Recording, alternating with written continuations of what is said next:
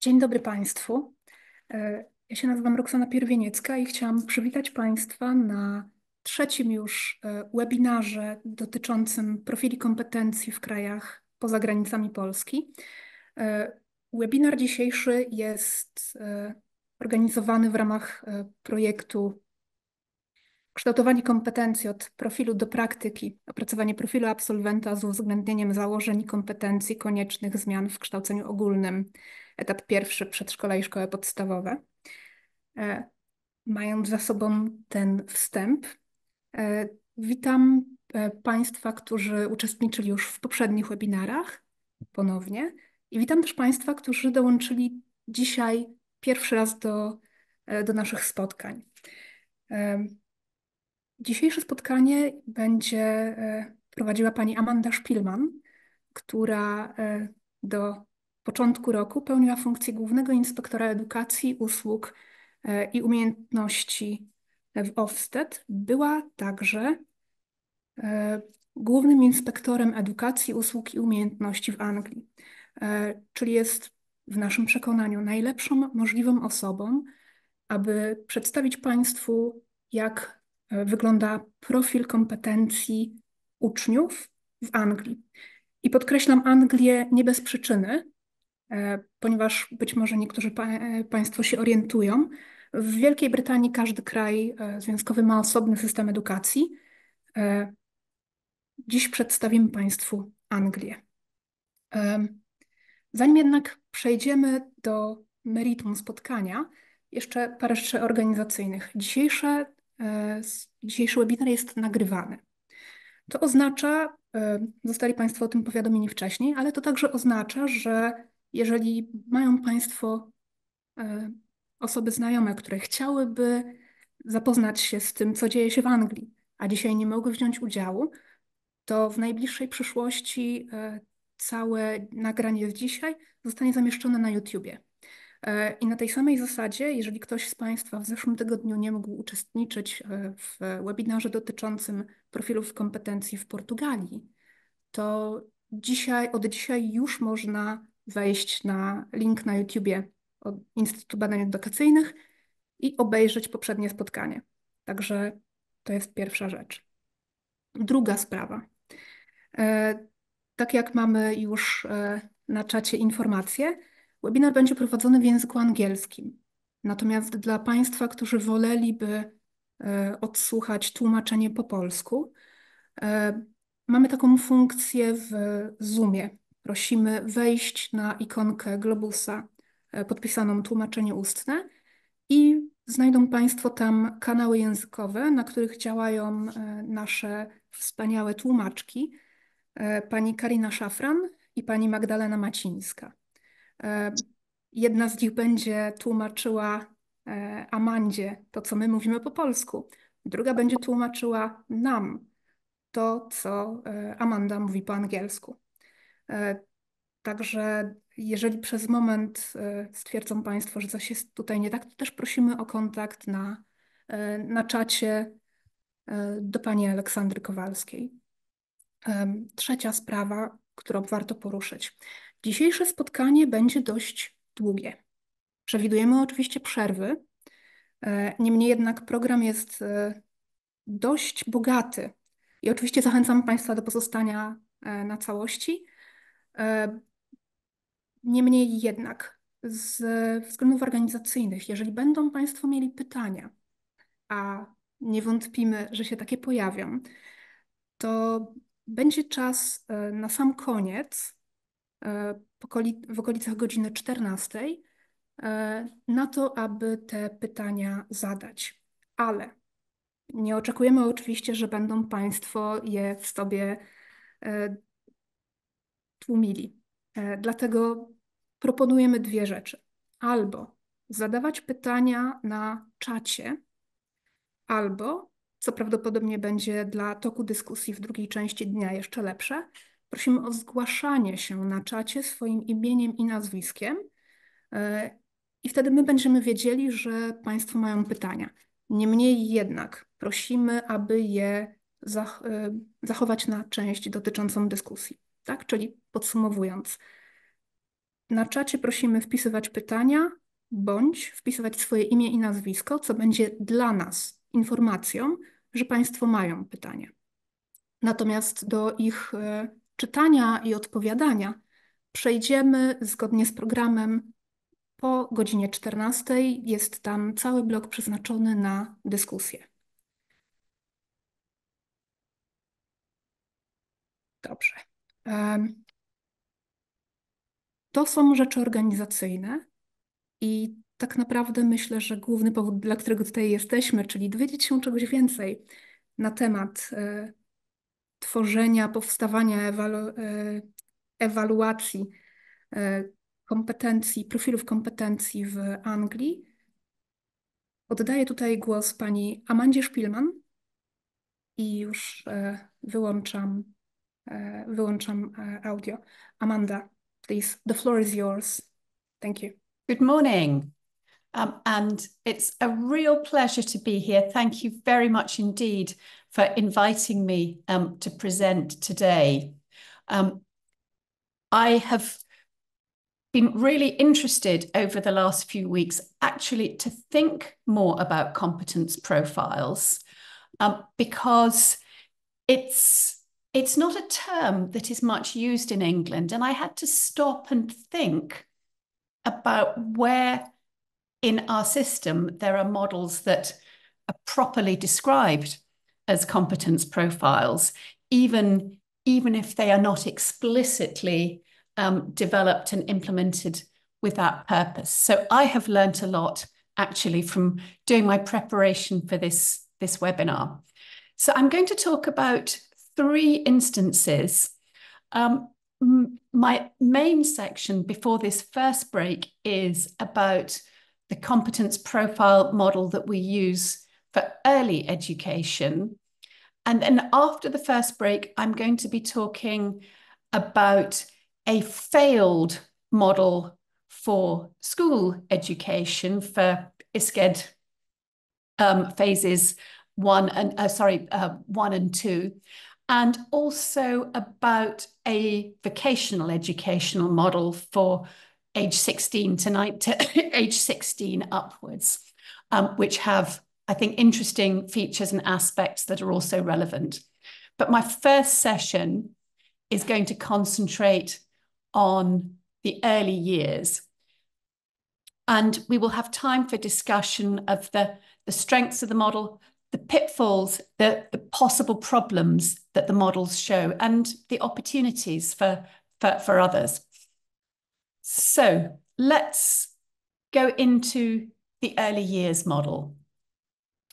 And we have an explicit competence profile model which applies to everybody providing any kind of provision for children in the early years. So it applies to nursery classes in schools, to the reception classes that nearly all children start school in at age 4, to state nursery schools, to privately run nurseries, to childminders. It's comprehensive and it applies to whether it's state or privately run, whether parents are paying or not. And it brought together the various requirements that had previously been set, firstly for children under 5 in classes in school, and the requirements for younger children in nurseries. It is one of the 2 main levers of government control of early education and childcare.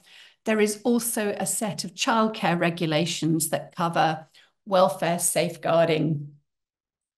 And this framework is very much founded in the philosophy of play-based, child-led education. I've just put in a slide with a provision map. By the way, after the session, I've put in the notes pages on these slides, links and references and additional points that I think may be helpful. But this is how the picture looks for each age group. So that you will see that at age 3, children are in many different kinds of providers, some very small, childminders maybe individuals, up to really quite large. Some primary schools have might have 60 3-year-olds. But at age 4, for the final year to which this competence profile model applies, virtually every child in England is in what is called a reception class in a school, even though school is not mandatory until the first school term after a child turns 5. And a little bit of history and context here that I think is helpful. Early years falls under the Department for Education, but there are very separate divisions of that department dealing with early years and schools, and different ministers as well. So there is quite a divergence in philosophy between this competence profile, this early years competence profile, and the primary national curriculum. I talked a little to Roxana about this a week or 2 ago. It's odd, but it's something worth explaining. So from year 1 upwards, there's a quite different approach. There is, as I think in many countries, a bit of a tension between early education and childcare. I mentioned that there are childcare regulations as well. The government in England, certainly, there are competing power bases in government that want the regulation to be really about helping women get back to work, and the people who are very focused on early education itself. I've listed the 2 most important strands of what went before. I think it was in 2002 that we had the first developed competence profile at that stage for ages 3 to 5. And a strategy called Every Child Matters. They've been reviewed. I've got something wrong. It's a 2017 revision. I've got an error. I will correct that. This profile was introduced in 2008, and it has been through a number of reviews, most recently between 2021 and 2023. So what I'm talking about today is something that has evolved over 15 years. And my other piece of context that I want to talk to is just to give you a little bit of a flavour of the typical early years teacher in England. May not be that different from Poland. But the typical early years teacher strongly supports a child-led, play-based approach. It feels right to them. It sits comfortably. Will tend to dislike formal or explicit teaching. Will dislike having formal goals for early literacy and mathematics at age 5.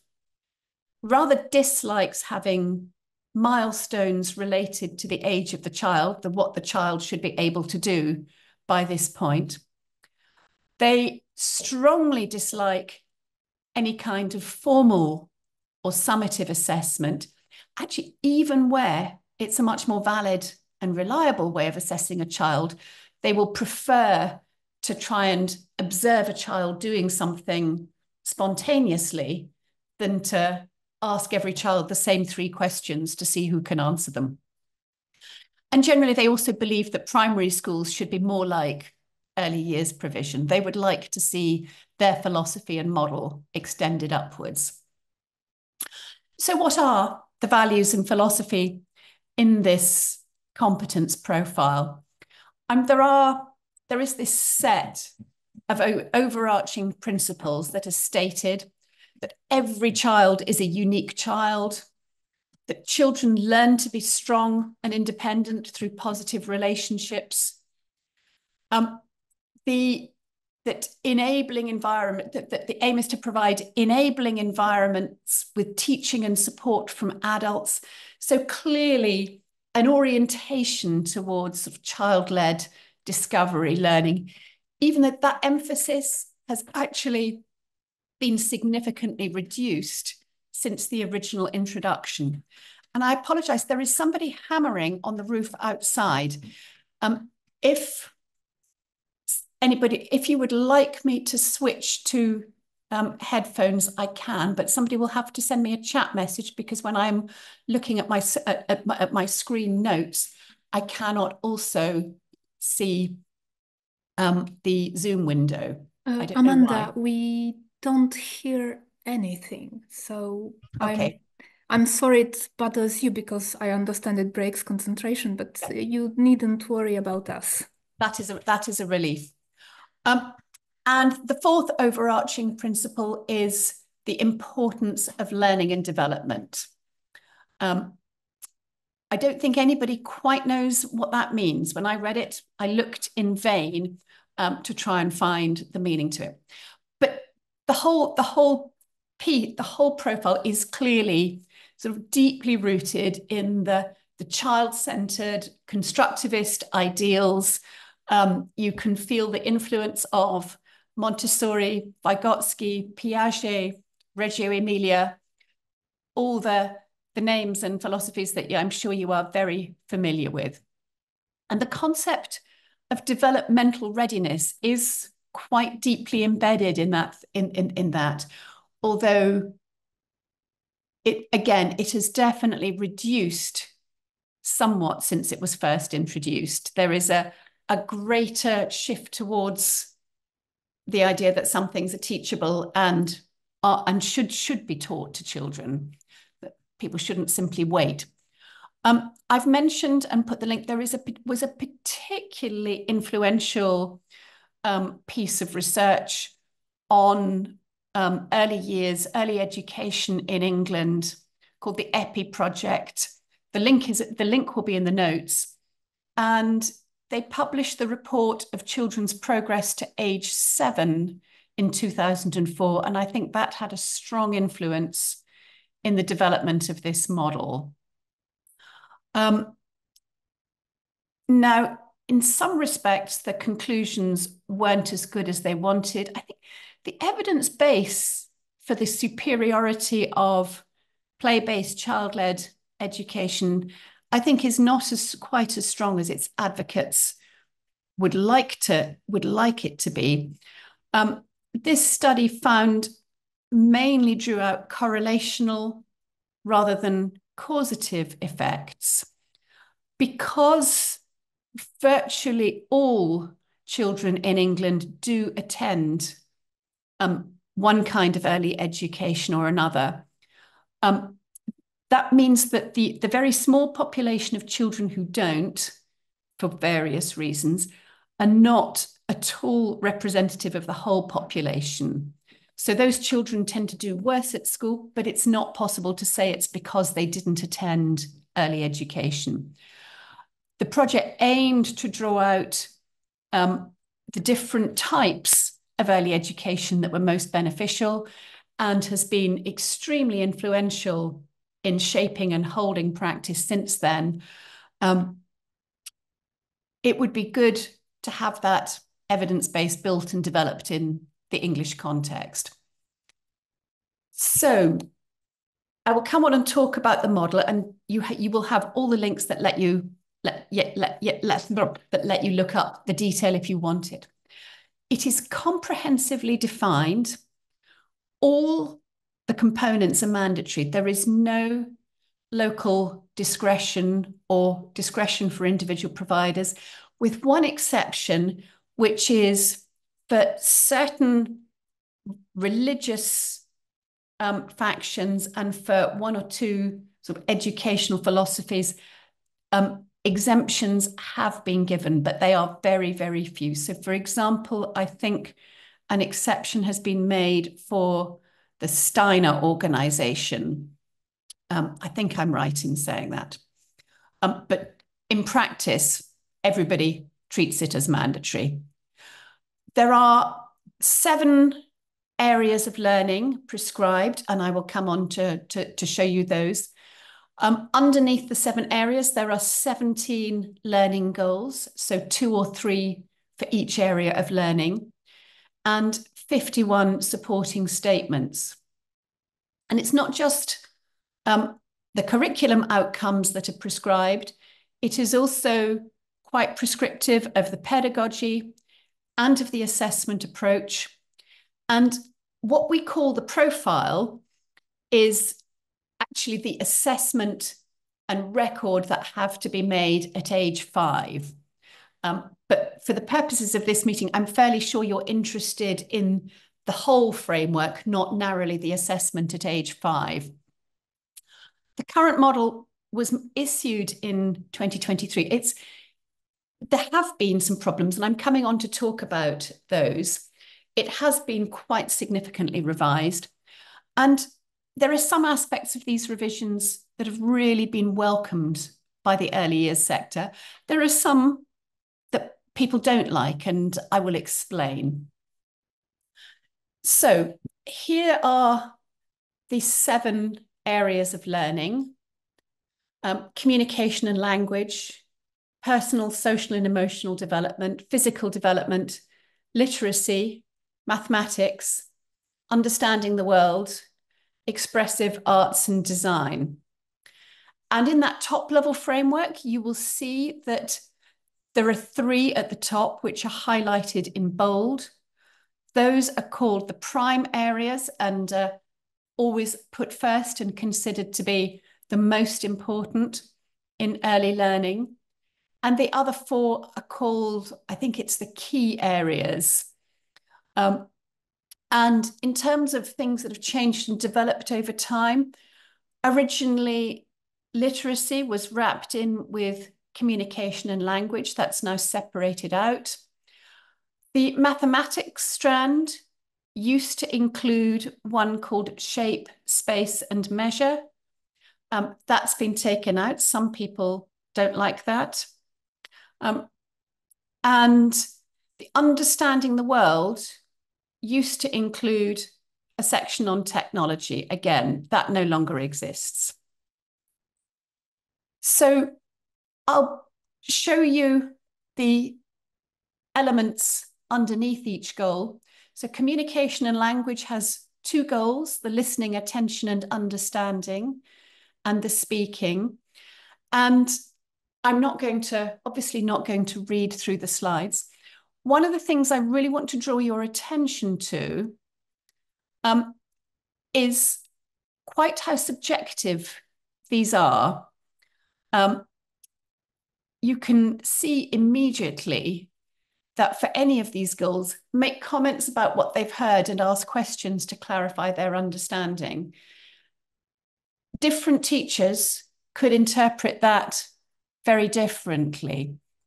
And getting to a universal understanding of what teachers, of how you conclude that a child can listen attentively and respond to what they hear might be very different in different contexts.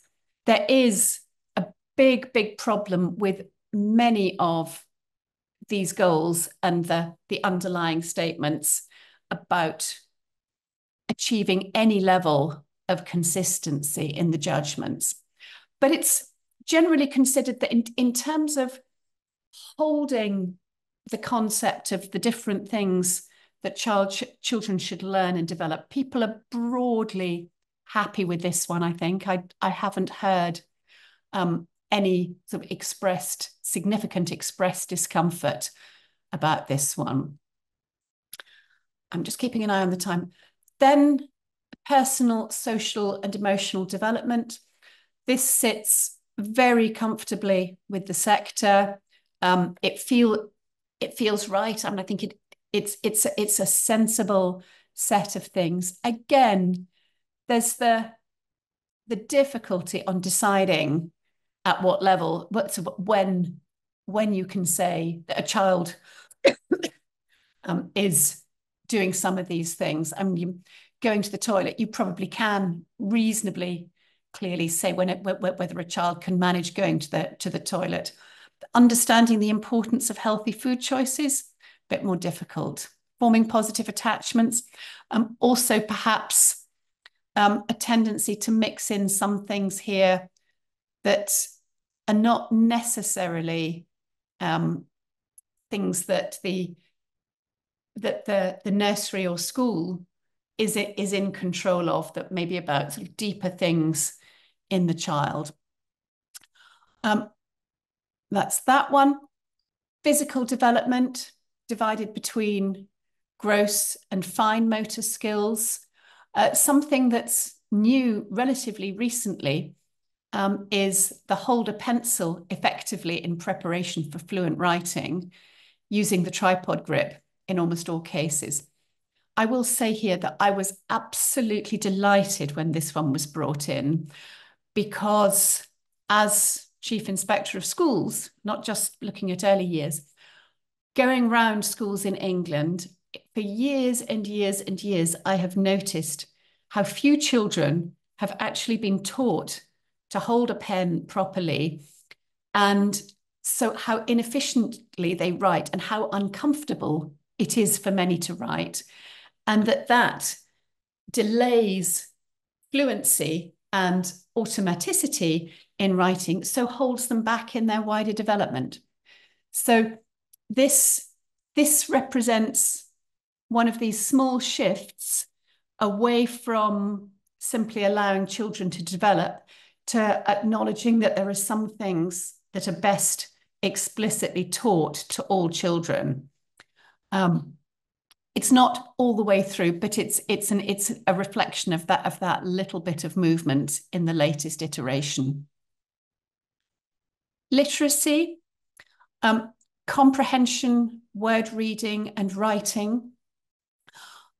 Again, I think the comprehension generally people are happy with. I think many people in the early years area would like to have less on the word reading and writing. There are significant expectations for this, what is in practice the first year of primary school at age 4. It has improved dramatically since the original interpretation, which the original framework was really not well aligned with the evidence about how reading is best taught. It did not reflect the body of understanding about systematic synthetic phonics teaching. So it was oriented more to encouraging children to guess their way through stories from pictures, to things like being able to write their name without first teaching them to form the set of letters in the alphabet. This sits much closer, in my view, to a coherent sequence for teaching reading and writing. So there may be space for discussion about how far the expectations should go by age 5, but in my view, these are set up to encourage schools to make a well-structured curriculum that is likely to be a good developmental path for children. Mathematics, I think this is probably the one that makes early years teachers most uncomfortable. Many would like to delay almost anything beyond simple counting past age 5. But the philosophy of the primary national curriculum, which is more oriented towards explicit teaching, towards a mastery approach in teaching mathematics, is reflected here perhaps more than in any other learning goal.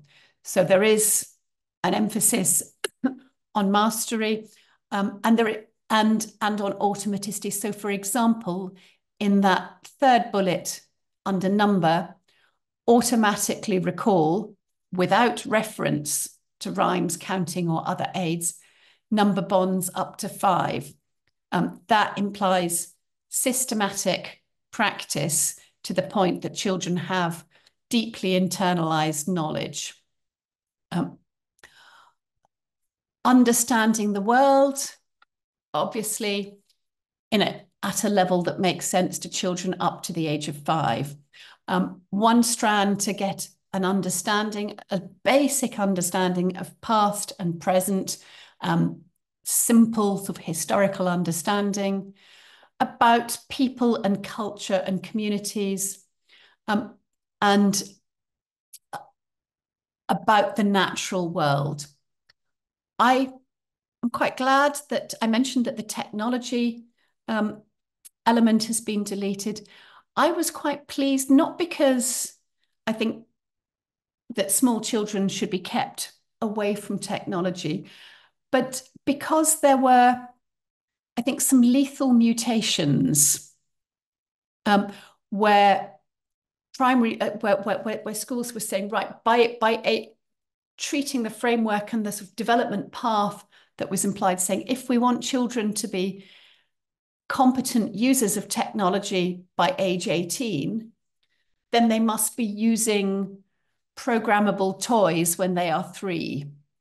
So there came to be some rather silly activities and experiences in order to tick the sheets to say that children were meeting the criteria that related to technology. And finally, expressive arts and design, creating with materials, making, doing, and being imaginative and expressive, again, in an age-appropriate way. So these have evolved over time, but they were broadly supported by the sector from the outset. From the moment that these reforms were made, the people who worked in that sector were generally comfortable with them. And so it is the same model in purpose and essence. And I would say the most significant changes have been the removal of some, though not all, of the less evidence-based aspects. So, for example, the idea of learning styles, which is discredited, was nevertheless reflected in the original model. The emphasis on child-initiated activity has been reduced, and that was a particular problem actually for the assessment, because the original model both had many more headings under which children had to be assessed, but also set an expectation that the assessment would be done only through seeing children doing activities that they had initiated themselves. So trying to get some children to spontaneously initiate a mathematical activity so that you can decide whether they can count to 20 or whatever it may happen to be, led to quite a lot of wasted time and a lot of sort of very artificial activity to try and nudge children into doing things so that you could say that they were child initiated. It became wasteful and artificial. So I think the present version, the reduction in that, the removal of that expectation that the assessment should be done through child-initiated activity, and the shift to a clearer recognition that there are some things that, especially by age 4, and even earlier, that just do need to be taught. Children, for example, children do not learn to use the toilet without any teaching. Parents and nurseries, if they're being toilet trained at nursery, simply do need to show and explain some things directly. And the increased specificity in the early literacy and mathematics goals is another change. And I would say that's the thing that is least liked by the sector. If I were to go into a meeting of nursery managers or reception class teachers, I think those are the things that I would get asked why they had to be there, why this first phase cannot be just all about play and allowing children to explore as their interests take them. The early learning goal. So the early learning goals were revised, and that's the 70 the level of the 17 goals with the 51 statements under them. I think they improved a lot in the latest revisions in their clarity and specificity, particularly the early literacy, really building in the evidence about best practice. The shape, space and measure removal, I think that's one of the things that when government consulted, they realised they'd made a bit of a mistake, but didn't want to admit it. So it was removed, but actually they put in a statement in the main documents saying that they expect that curriculum will cover it. So it's a bit of a fudge. But the enormous reduction in the recording and assessment requirements is really valuable. And because I'm screen sharing, I can't see my slides ahead. So I've actually printed out a copy of my slides. Would people mind if I took 30 seconds to go and pick up my printout, which will help me do that? So give me 30 seconds. Of course. Excuse me, Amanda, we can see your whole presentation. I don't know if it was... No, it wasn't. I don't know why that happened. I was trying to see if I can get the Zoom window. Before I had the Zoom window showing in the top right corner, and now I don't. So all I can see, I can only share if I share my screen, everything else goes. So Roxana, unless you speak to me, of course, I will not know. So I will ask another question then. Was your intention right now to go back to the opening slide? Because this is what we see. No.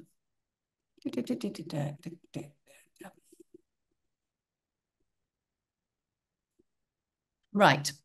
So I'm going to come on to the evaluation of children's progress. So one thing to say before this, there is another very influential document besides the early years framework itself. Again, I've given you a link in the notes pages, and it's called Development Matters. And it is not mandatory, but it is extremely influential. It's a document that has existed in one form or another for many years. And I would say that document has actually been a bigger problem in some ways, because while the EYFS itself has evolved and been linked better to emerging evidence, Development Matters in some respects is a bit further behind, and still is strongly linked to the naturalistic model of child development.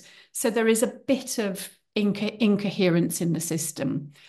And Development Matters sets out milestones for what children should be able to do at a given age. It's been simplified very significantly. But so tracking through the period that children are in early education tends to be done with the Development Matters milestones. But the evaluation at age 5 is of each child is against each of the 17 goals. And it used to be more complicated.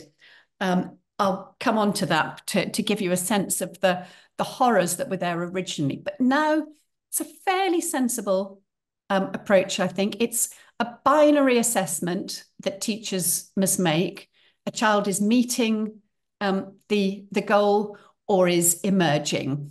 And it's a best fit model. They must consider the statements. They must look at the sort of evidence they've got that they have recorded through a child's time in the class. But they just need to record met and not met. And if a goal is met, they don't have to add any additional information. If a child is emerging, in other words, if they haven't met one of the goals, then the early years teacher, the reception teacher, is expected to add to note any additional information that may be useful for the child's year one teacher. And then for reasons I don't quite understand, but there is also a statement that teachers may provide a commentary on these three characteristics of effective learning: playing and exploring, active learning, creating and thinking critically. I think this links back to sort of development matters and the curriculum guidance. I think it was probably a way of giving a nod to the faction of early years that was uncomfortable with moving away from the naturalistic approach. But this is optional, and it is not a commentary in relation to each goal. It is just general comments for the child that can be given there. And consideration has obviously been given to children with special educational needs and children who are not yet fluent in English. And children are required to use spoken words only in relation to the speaking goal. They may communicate in other ways for all other aspects. And use of the English language rather than other languages is required only for the communication and language and for the literacy goals. So there's a real attempt to reflect the mix of children. And these evaluations are expected to draw on evidence that's collected throughout the year. So there is an expectation that teachers will observe and record throughout a child's time. Typically, this observation will relate to this age 4 year, not further back than that, usually because most children will have been in a different early years provision before that. And it is meant to be informed by parent and other relevant adult contributions. It's not always clear how schools can do that, but so it's not with the evidence collection is a burden, and a typical primary class in England will have 1 or 2 teaching assistants working in the classroom as well as the teacher, and quite a lot of their time may go on this observation and recording in order to have enough evidence for the age 5 assessment. I'm just going to tell you what it was like before when it was first implemented, because this one I find mind-blowing. There weren't 17 goals, there were 13 scales, though they weren't exactly scales. For each scale, there were 9 different criteria. And so in effect, you had to consider every child against 117 different criteria. As I said before, the assessment judgments were to be made mainly through observation of child-initiated activity. And there's a statement that adult-led activity could not be used for more than 20% of the evidence for each of those 117 scale points. And the implication of that is that you're expected to collect at least 5 pieces of evidence for each scale point. That would be sort of close to 600 items for each child.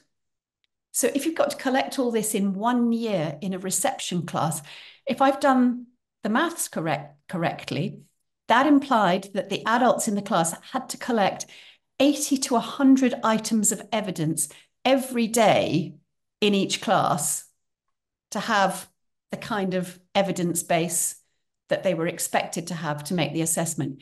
You can imagine what an enormous load it was on teachers. And it's one of those things that was clearly done with the very best of intentions. People wanted assessment to be holistic. They wanted it to be comprehensive. They wanted lots of space for children to be able to demonstrate the things they could do in different ways. But it created an observation and recording monster, which of course tended to squeeze out the time for actually teaching children, interacting with them, talking to them, playing with them. So assessment started to overwhelm other activity. And of course, teacher assessment has known limitations. It is not all that reliable, especially assessments of younger children. We all understand the limitations on the reliability.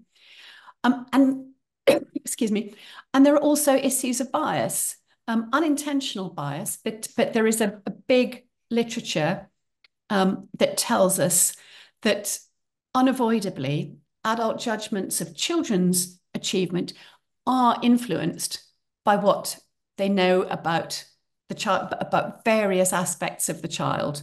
They may be more inclined to judge girls favourably than boys, for example, in terms of academic achievement, because the children behave differently in class, even when looking narrowly at the work produced, there may be no differences. So there is this inherent difficulty with a heavy reliance on teacher judgment. There is, or used to be, a model of moderation. Schools are expected to have some internal moderation within the school. This is in primary schools, though, and many primary schools have only one class for each age group. So the reception class teacher doesn't have peers within the school with whom to have those kinds of moderation discussions, though they do have teaching assistants typically. Most schools have most primary schools would have 2 reception classes. So moderation between 2 adults, but one of them may be much more senior and influential than the other. So it's not necessarily a completely balanced and neutral in that way. There was previously a formal moderation process run by local authorities. Local authorities were expected to visit a quarter of primary schools each year and to take a sample of the assessments that had been made and to review them and see whether they agreed that the school was moderating correctly. There's also has been, but I think with the moderation, but this process was discontinued in order to reduce teacher workload a year or 2 ago, maybe 2020. So there is no national or local level control between schools at all. So it relies on training. Some local authorities provide training. There are some third-party training providers. And it relies on teachers moving between schools, in effect, the maintaining of any standard, which is a concern because while these results are not used in a high-stakes way for accountability, nevertheless, the various bits of government do use this data for various purposes. And I'll come on to evaluation and use of the data next. How are we doing for time, Roxana? We are well within the parameters. We've got 40 minutes according to the program, but of course... Excellent. We're going to have, that's going to work well. So I'm coming on to evaluate. So the moderation is the mechanism where the individual assessments used to be validated, but that no longer exists. So there's no direct control whatever on the quality and reliability of the assessments anymore. At the level of the provider, the nursery or the school or wherever, all of those are inspected by Ofsted, which is the Education Inspectorate for England. every 2 to 4 years. And Ofsted is the organisation that I used to run. And schools are and nurseries are inspected against for the education provision about it being in accordance with the early years framework, and for non-schools for their compliance with the childcare regulations. But this is quite a high-level inspection, and it is framed as a quality inspection, not as a detailed compliance inspectors. Inspectors do not go through the EYFS guidance saying, have you done this, have you done this, have you done this? They have a series of conversations looking at curriculum, looking at teaching, looking at how children are doing, looking at the sort of behaviour and culture, exploring issues that arise, noting concerns and inconsistencies. So all inspectors are trained in the EYFS framework and would understand whether provision is structured and operating in accordance with the framework, and would notice significant divergences. And the inspectors make a judgment of the overall effectiveness of the provider, and underneath that sit a set of judgments, one of quality of education, and everything relating to the competence profile will sit underneath that. Behaviour and attitudes, personal development of children. Well, actually, in the context of early years, quite a lot of what's in the competence profile actually flows through into behaviour and attitudes and personal development. So the EYFS framework is reflected through that, whereas in the later phases of education, what sits in the national curriculum all comes under quality of education. And then of the school or nursery's leadership and management, a judgment is made of that. And there's a judgment relating to the effectiveness of safeguarding. These reports are quite brief. The Ofsted inspections do not have a great deal of resource. So typically an inspector, an early years inspector visiting nurseries, will visit on their own and will be expected to plan and make and write the reports for 2 nurseries each week. For schools, school inspectors will be looking at this provision as part of an inspection of a bit of a whole primary school, and will have typically for a day to plan the inspection and talk to the school, 2 days at the school, and 1 day to write the report. So the published reports are quite brief. They are designed mainly to give parents information at the level they are likely to want, to give them assurance about the school that their child is in, and to give them the information that they might want if they're choosing a nursery or school and want to understand what the character of it is like, as well as the quality. The reports try to give a real flavour of the institution. And these evaluations do get used for regulatory sanctions. It is the Department of Education that is the regulator of schools. I'm sorry, I've made a slight error in this slide, I realise. The Department of Education is the regulator for schools, and Ofsted is the regulator for early years providers. So there is a system of sanctions linked to this, which is slightly different because schools are generally government-operated provision through one structure or another, whereas most early years providers are commercial providers. So the levers for the commercial operators in nurseries are basically around the withdrawal of funding or accreditation. The levers around schools tend to be around either sanctions, a change of leadership, or a switch moving the school to a different controlling academy trust. That's our equivalent in England of charter schools. So there is a comprehensive system of monitoring and evaluating providers, but not in the form of detailed compliance checking with the profiles. And the information from these assessments is used.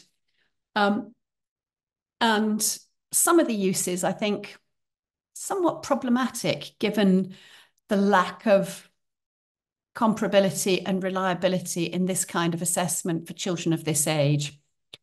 For the individual child, it's used to inform the teachers in their next class, and it's used to inform parents. Parents get a simple report showing the child's assessment against the early learning goals and whatever additional comments the school wants to give them. It is not, this data is not published.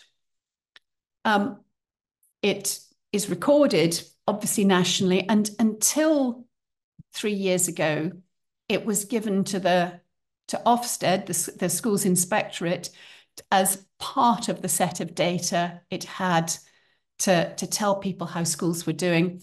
But that was discontinued in 2021. I think the aim was to reduce some of the distortions that were arising as a result of its use for accountability. I'll come on to that. I'm going to, after this slide, I'm going to come on and talk about the kinds of problems that have arisen that need to be thought about in any context, in my view. Data from this profile is published at the level of the local authority and at national level. And that data is used to inform policy and interventions. And I do think, given the lack of moderation even at input level, the known difficulties with teacher assessment, and the lack of any sort of sample control to see whether standards are in fact being held in a broad alignment across the country. That would be one of my worries, that there are not enough controls in the system to justify the use that's being made of the data. So I'm going to come on now in this last part of this session to talk about the issues in more general terms and what I think it shows about the things that really need to be thought about in introducing any competence profile reform. And I'm going to talk about them under 5 headings: curriculum, assessment, pedagogy, systemic issues, and cost. So the curriculum issues first. I think one of the things that's been clear through the years of experience with this model is that it is very easy for the defined goals to be treated as the curriculum.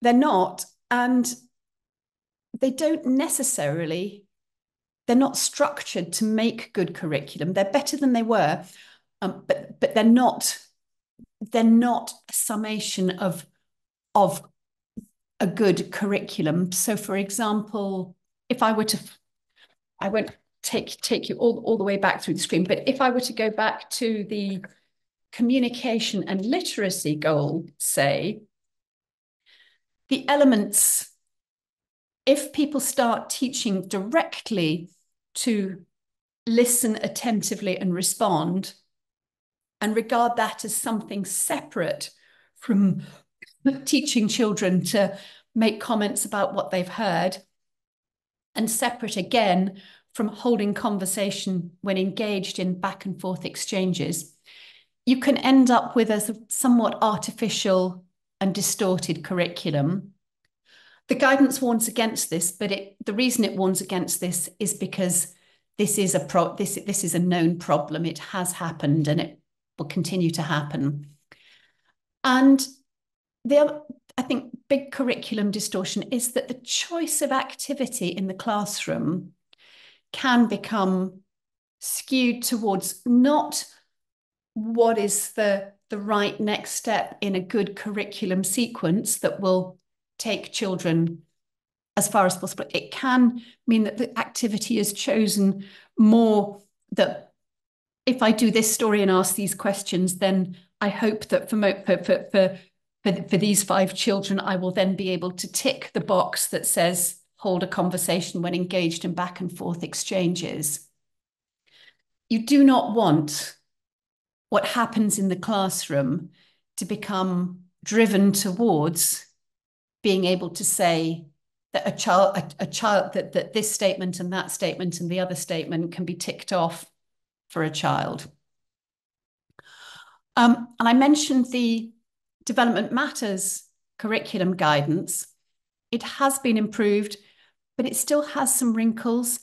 I think it shows the importance of making sure that the profile documentation itself and any related guidance as well, that there is rigorous weeding out of anything that is not evidence-based, and particularly where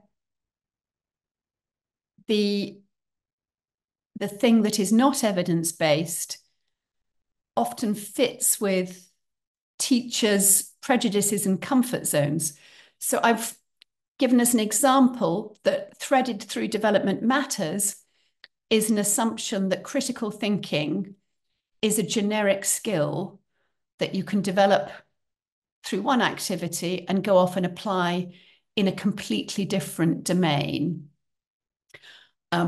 We know now that that is not the case, but it is a very widespread belief, assumption even among teachers, that it can be treated as generic, and that leads to poor curriculum and poor teaching. Removing all incentives or steers that guidance can give to doing the wrong thing right at the outset, I think is helpful. I think the process of evolution to the current reasonably good stage would have been quicker and easier if there had been more attention to that rigor around excluding advice that is not evidence-based from the very beginning. Assessment. We've talked about these. It is a big improvement on the original profile. I hope that slide I showed you about that original astonishing assessment burden, that was a terrible mistake. I think one of the points I will make here is that often this kind of reform is developed by the people who are the most idealistic, the most energetic, the most committed, and they will dream things up that are often sort of beyond the capacity of the average person.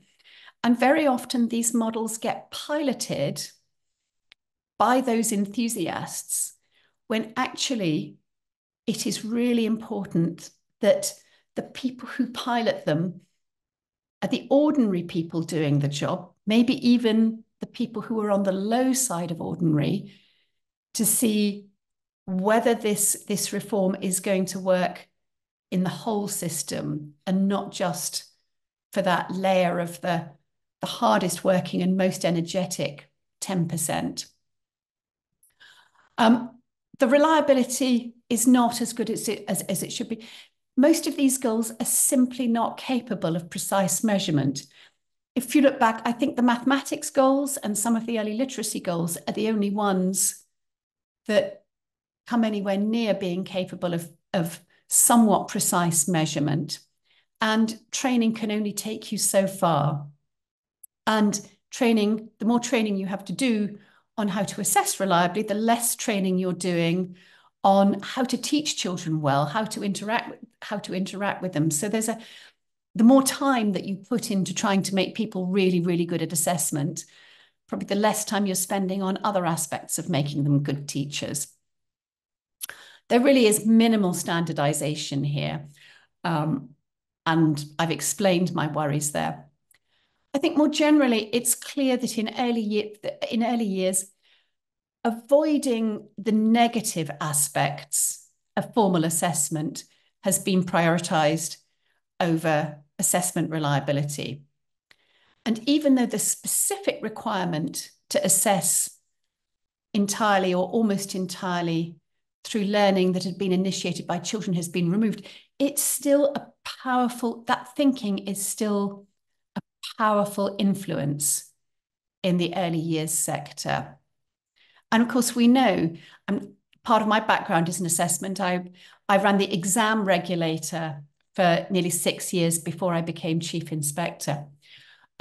Valid summative assessment, and the profile I've referred to, the profile assessment, is a summative assessment.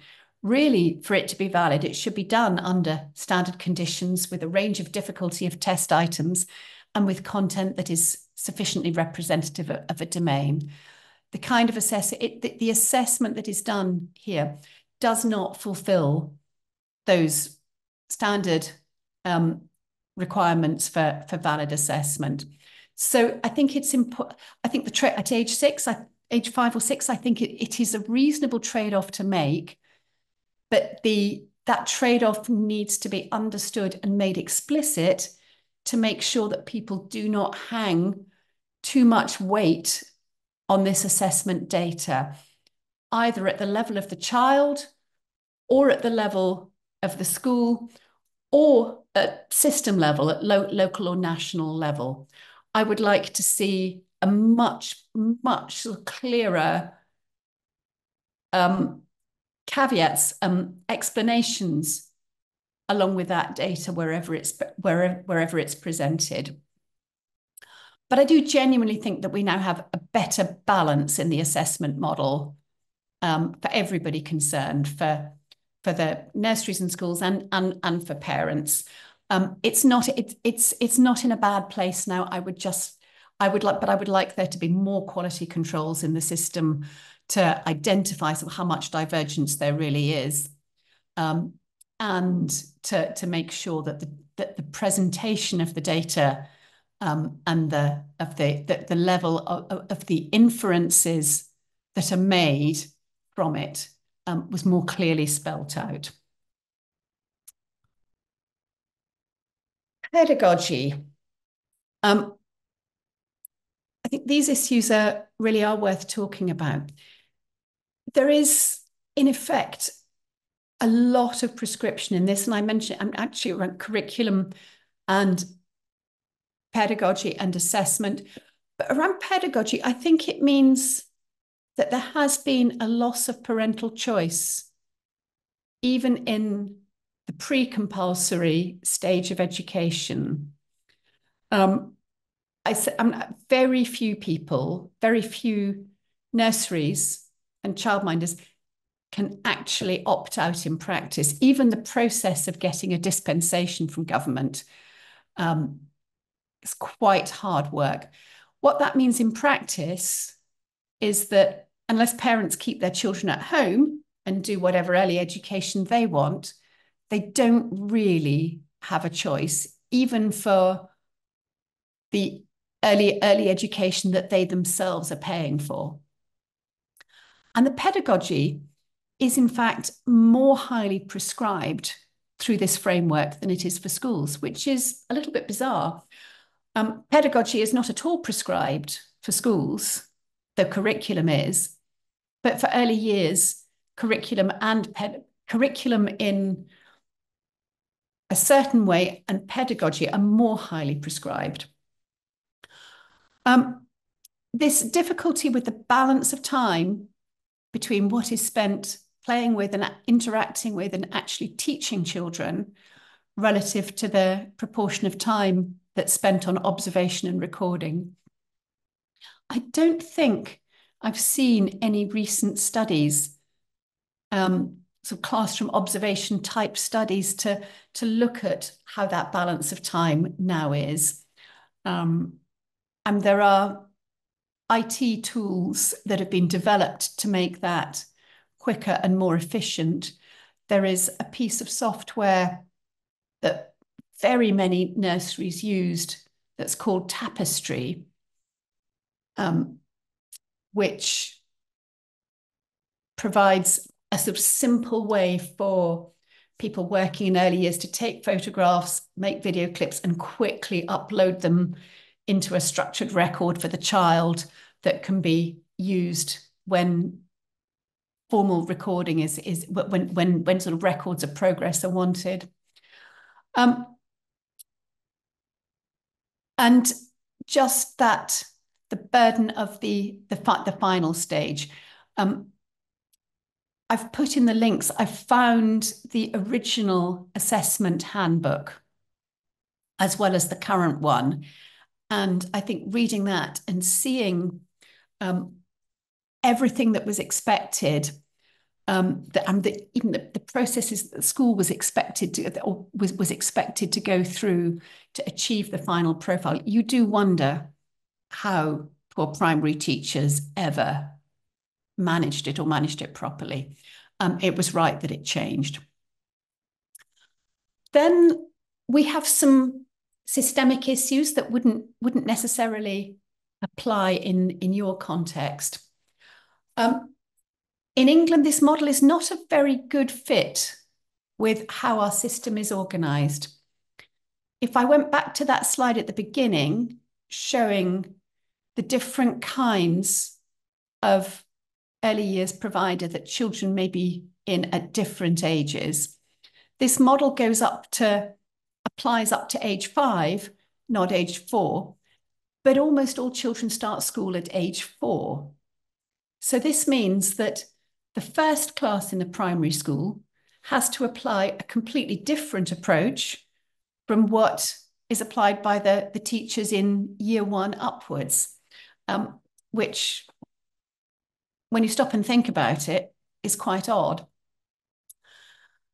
There's quite a lot of complexity, and I think there is an underlying assumption of fully professionalised early years provision.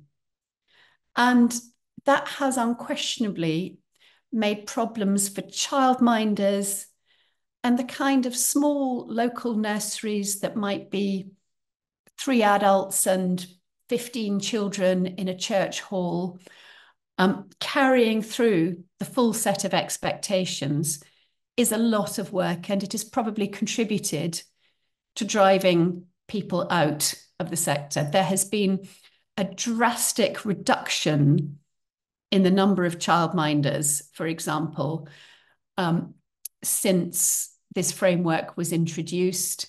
I think the number of childminders has halved, and the mix of nurseries has also shifted significantly towards much bigger providers. So there's less of the little local nursery that many parents might very much have liked. So there's a reduction in choice as a result of bringing in this model. I know that the civil servant who I know that there was much discussion right at the outset about the extent to which it should apply to small providers. And I know that the senior civil servant who was responsible now regrets having pushed very hard for the full framework to apply to absolutely everybody. Recently, a simplified version of the framework has been issued for childminders that does reduce the burden for them quite a lot. I think the hope is that that will stop the tide of people leaving this occupation. There's also an assumption built into it that children will get all of their early education in one place at any given time. And there are a couple of linked issues, which are some children do go to 2 different nurseries for different family reasons. They They might attend a nursery here and a play group there, for example, on different days. But both of those providers are expected to meet the full early years framework expectations. So you can end up with duplication. And there's also an issue that childminders particularly are often providing care that fits around parents' lives or the other activities or groups that children are attending. So there's a particular issue that sort of the standard nursery amount of nursery attendance for children historically has been something like 15 hours a week. And the expectations for children aged 3 and under, for 2 and 3-year-olds, were framed around that being the norm. But there are also, as part of the childcare policies, very significant programs to encourage parents to take up another 15 hours a week of childcare to enable parents to work, to give them a guaranteed 30 hours a week and make it possible for parents to work. There is a real tension about whether the full weight of these early expectations should apply in that additional 15 hours.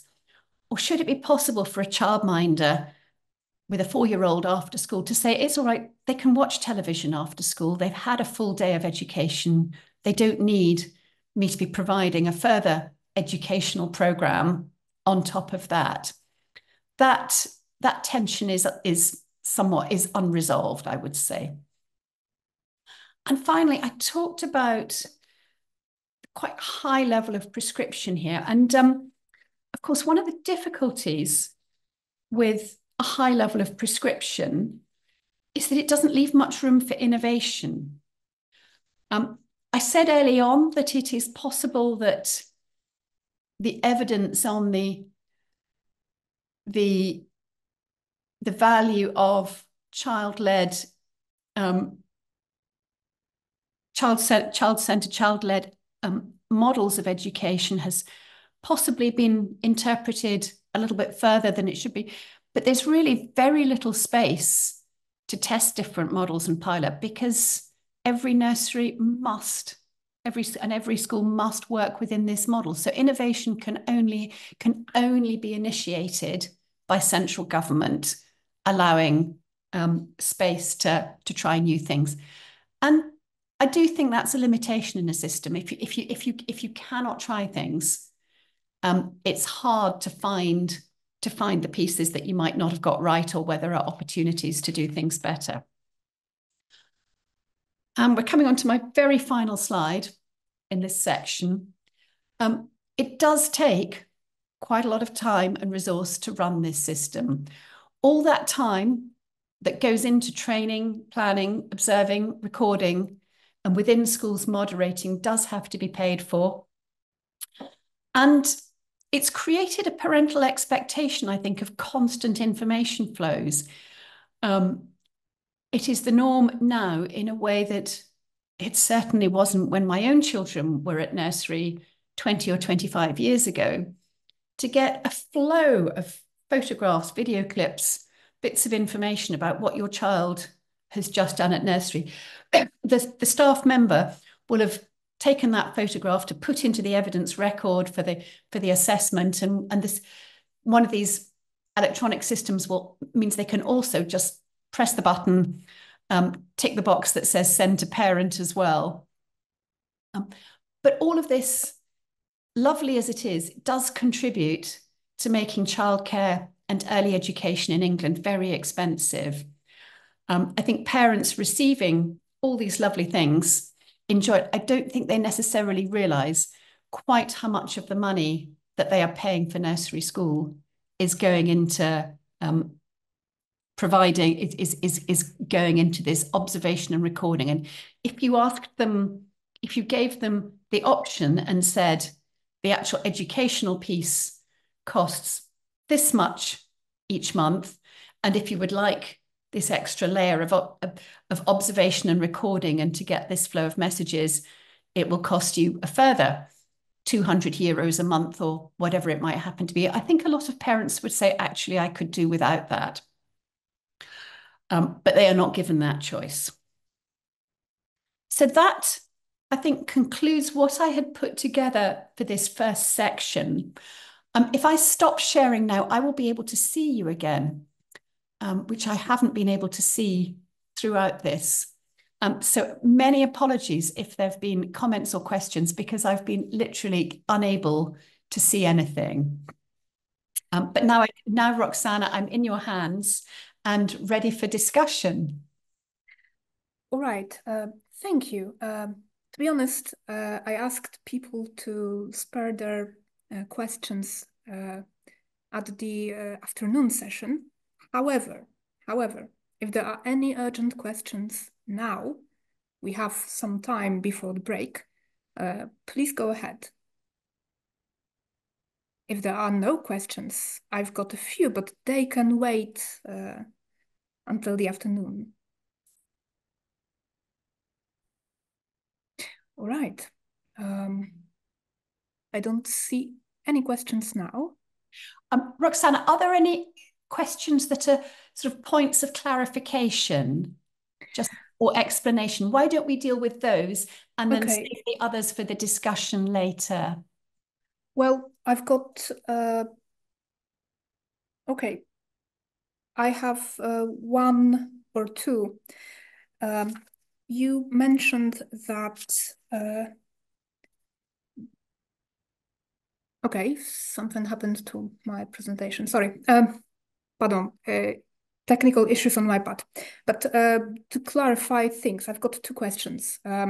First, you've mentioned several times now that the assessment at age 5, there's a folder and the evidence goes into that folder to count towards the assessment. So to clarify things, does the assessment at age 5 happens over a longer period of time, or is there one specific point in time, for example, at the end of the school year? There is one point in time it's either the final term of the school year in which the child turns 5, or it is part of that term. I can't immediately remember. I can find that out during the break. But yes, it is a point. It is an assessment that is done at one point in time. Most schools will have some kind of tracking system to hold evidence, so that when they come to make that assessment, they have a basis for making it. Thank you, because this, of course, goes into the resources needed at a specific point in time and so on. So thank you for clarification. My second question regarding clarifying matters. You've mentioned this development matters, the measures. So I'm almost certain I understand, but this is the document that precedes the competence profile, and that's why it's rather difficult to merge. Yes, it precedes. It has been iterated. Sorry, I think I have it on the floor next to me. I'm just going to pull part of it. Yes. It is. Can you see me? It is described as, and the link is in the chat.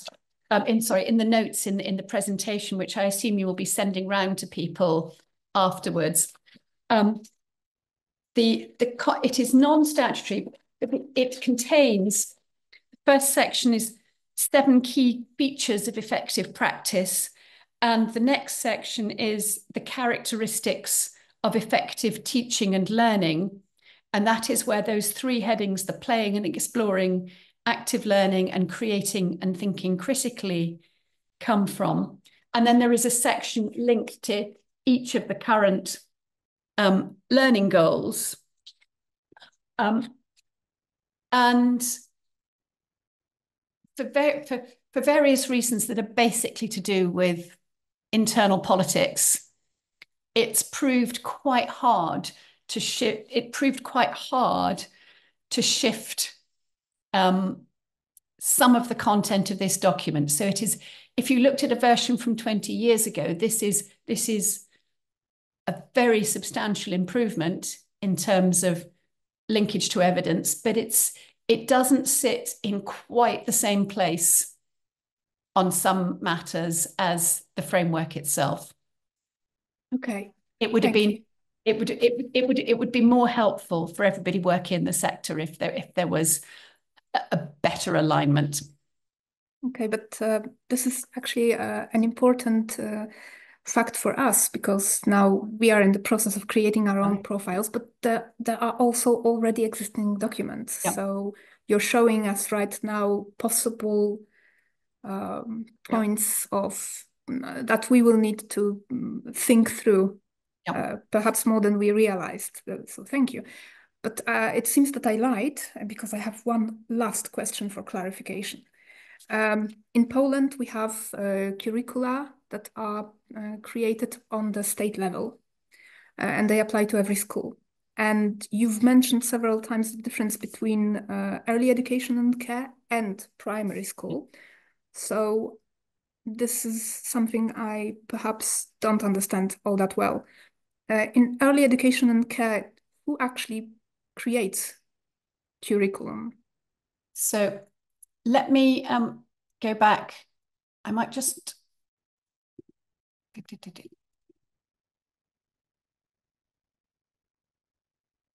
Am I sharing my screen at the moment or not? No, not at the moment. How do I do that? I don't understand why I'm not getting a Zoom window.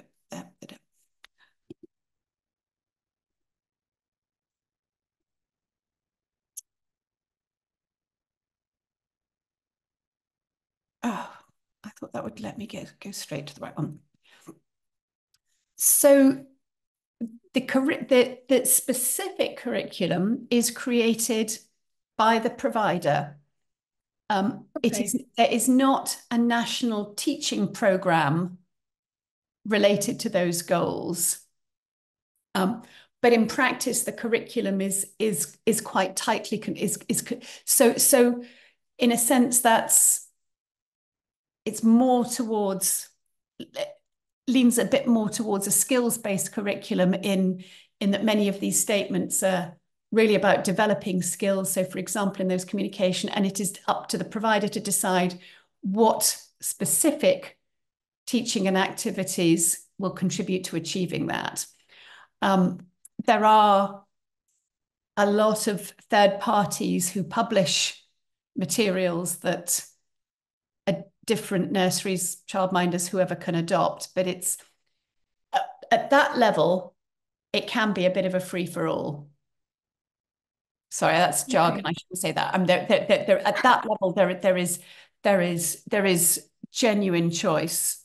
But if you go around different schools and nurseries, you see a very, very high degree of similarity in how things are structured between the framework and the development matters guidance and the normalized expectations that have grown up in the sector on what constitutes good practice. It ends up actually looking remarkably similar wherever you go. Okay, thank you very much. These are all the questions I had towards clarification. So I will invite all of you for a 10-minute break, and we'll meet again on the same link in 10 minutes. So thank you for now, and see you in part 2.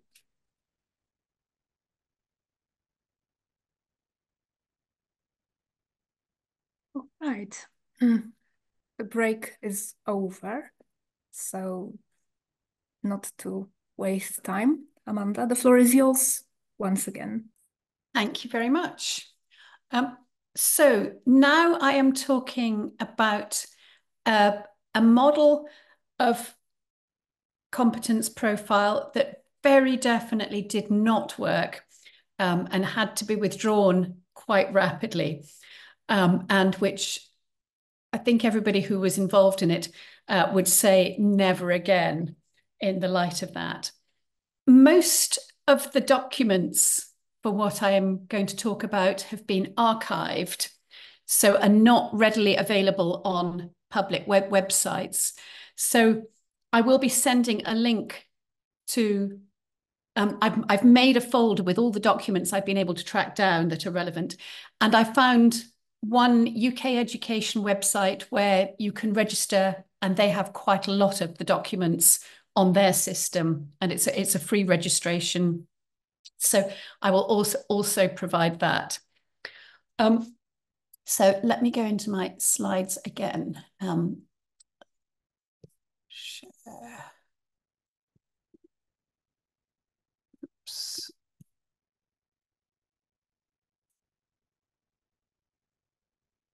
Zoom is not being quite as helpful as it should be on this. Right.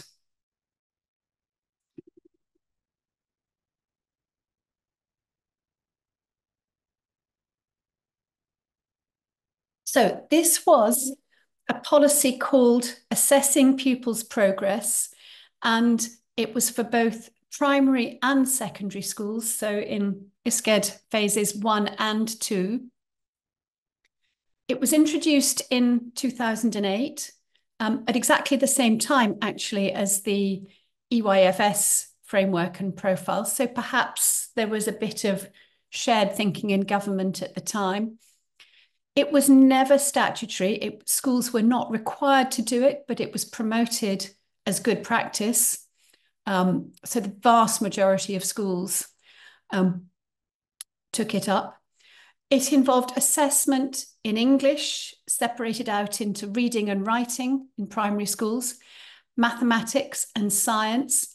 And I think I found out yesterday that there was also information and communications technology, ICT, but I think that was for secondary schools only. And what's interesting is that this was not at all conceived of as a competence profile reform. It was all grounded in the principles of assessment for learning and encouraging schools to take up those principles and put them into practice. The competence profiles emerged by accident, actually, as part of that. It was intended to reduce dependence on end-of-phase summative assessment, which, as I mentioned, many teachers don't like. Early years teachers particularly, but other teachers, especially in primary, also are not very keen on summative assessment at the ends of phases. The whole thing was designed to link to a set of numerical national curriculum levels, and I'm going to have to explain a bit more about those for you to understand this reform and the full horror that was involved. And as part of this strategy, the government developed a set of very highly specified assessment criteria for schools to use in an assessment for learning model. And those were, in effect, competence profiles. I don't think anybody ever used that terminology, but it's very clearly what they were. And there were lofty ambitions. I won't read all of these, but one around children knowing how they're doing and what they need to do next, around making teachers expert assessors and using assessment information in their planning, tracking systems at school level to give every school almost real-time tracking of how a child is doing, and to give parents similarly very frequently updated and extensive information about how their child was doing and what they needed to do. And here is how it was meant to work. Starting with using other government guidance to plan for how to have children make progress, collecting and feeding back evidence of their progress during everyday teaching and learning. So not sort of separate summative assessments. This is evidence that was supposed to be gathered in the normal course of the school day. Reviewing, and the periodic process of reviewing a range of evidence to decide how children were doing against these competence profiles. And then making level-related assessments linking to these national curriculum levels,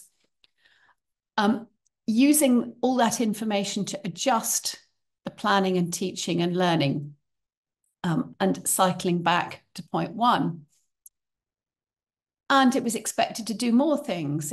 It was supposed, the benefits that were supposed to come from it were a very long list. It was supposed to be great for teacher professional development. It was supposed to help teachers prioritize curriculum areas. It was supposed to promote good pupil talk in the classroom. There was almost no educational problem. The APP, as it was normally referred to, assessing pupils' progress, wasn't expected to solve. And if you look at ways in which APP was expected to help, for those of you who think about assessment, you can start seeing some of those themes of the things that people instinctively like to use and to see, even where they are not necessarily the best tools. So down that middle column, learning objectives made explicit and shared with pupils. There was a huge fashion for that in England a few years ago, that every lesson must have an explicit learning objective on the board and every child must write it down and know what it was. I think that has faded away. Peer and self-assessment in use, huge pressure at various points in the past to have lots and lots of peer and self-assessment.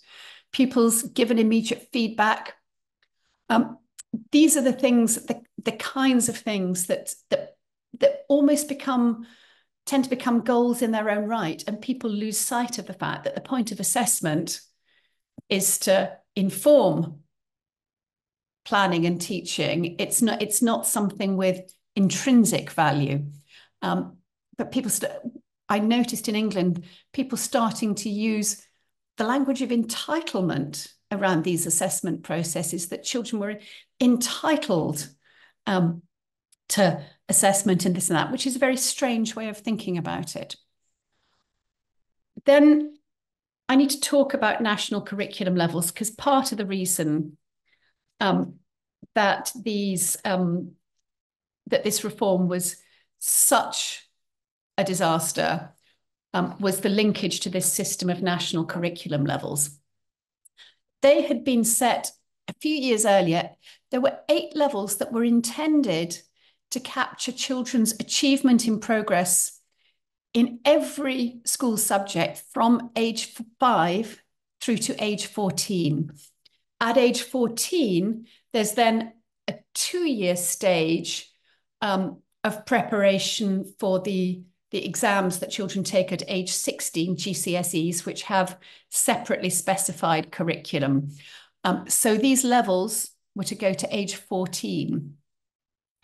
And first of all, and there are level descriptors, in many level descriptors in those national curriculum definitions.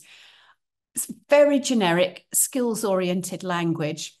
And I found one teacher who described it as vague, abstracted, overcomplicated, overlapping, overgeneralized, jargon-heavy, vacuous, and almost unintelligible. So schools, because government measured these performance on these national curriculum levels, and schools were required to assess against them. There was moderation. That the whole thing developed into a bit of a monster, and it led to a culture of ladders. I can just click onto the next slide for a moment. This is the kind of chart that was frequently published.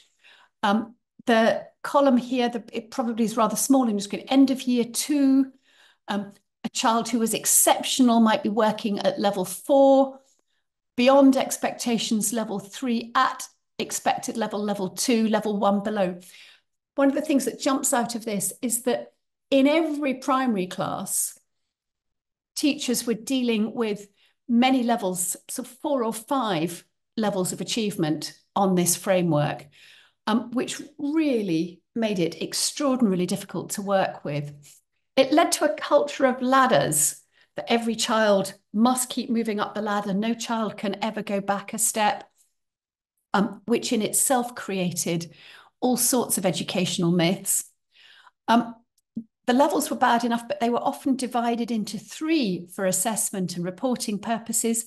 You were supposed to be able to assess a child not only as level 4, but a high or medium or low level 4, or a level 4A or B or C. It was recognised after a decade or so that this thing had become a bit of a monster. The national curriculum previously was issued with level descriptors against each section, but those were removed from the national curriculum in 2014, and national assessments ceased to use the levels. But they were in force at the time of this APP reform. So here is one whole page. These were the APP science assessment criteria. And you can see up the side is level 1 to level 8. These were aligned with those national curriculum levels.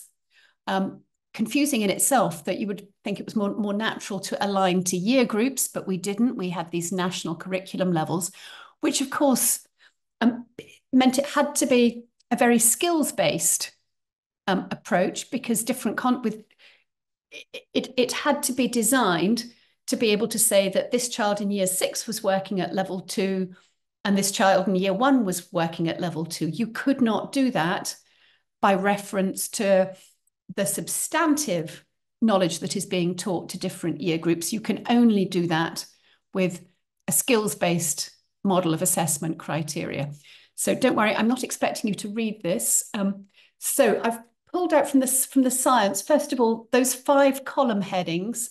They were called assessment foci, and these ran through all those levels: thinking scientifically, understanding the applications and implications of science, communicating and collaborating in science, using investigative approaches, and working critically with evidence.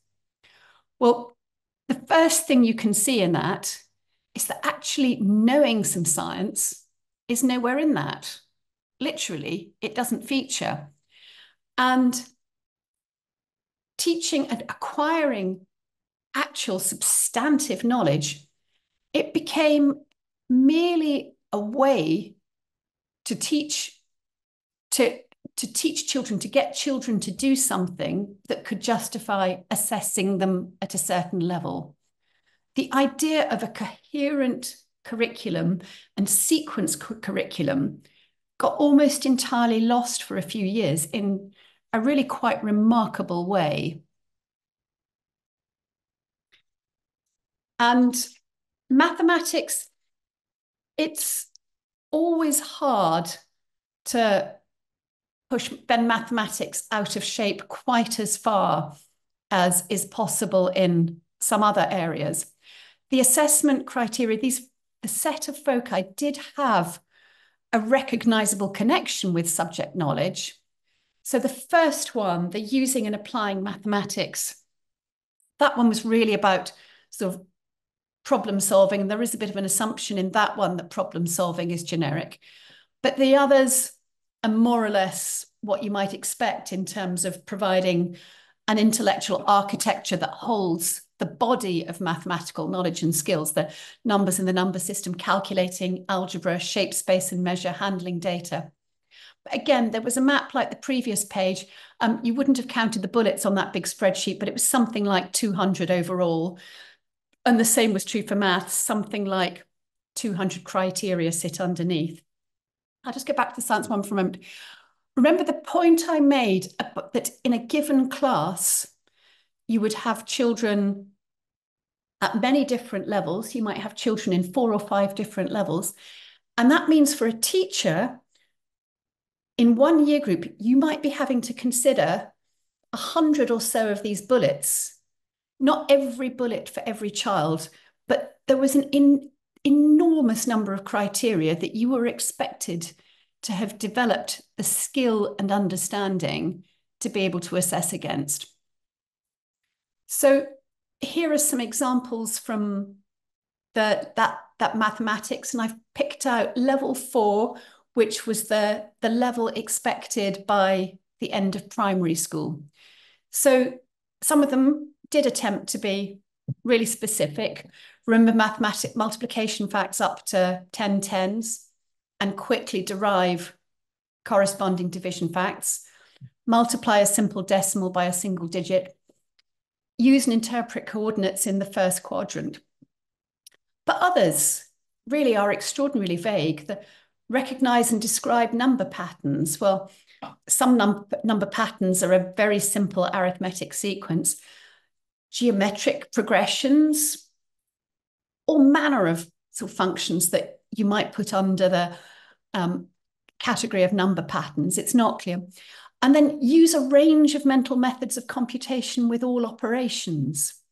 Led to people saying, we've got to teach children a range of methods, so we cannot teach them a reliable, powerful algorithm for multiplication or division, say, because we've got to teach them a range of methods. So we ended up with children had to be taught multiple methods for doing each thing. So of course, and they were generally being taught before they'd become fluent with even one algorithm. So it created sort of confusion.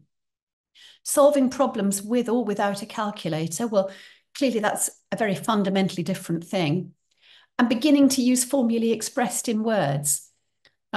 Again, quite imprecise. So even in mathematics, which was the best of them, there's a lot of complexity in assessment.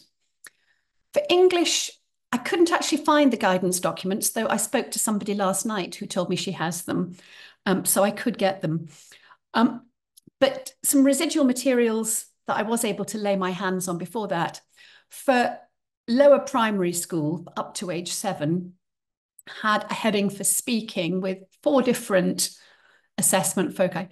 Talking to others, talking with others, talking within role play and drama, and talking about talk, that desire for sort of metacognitive activity.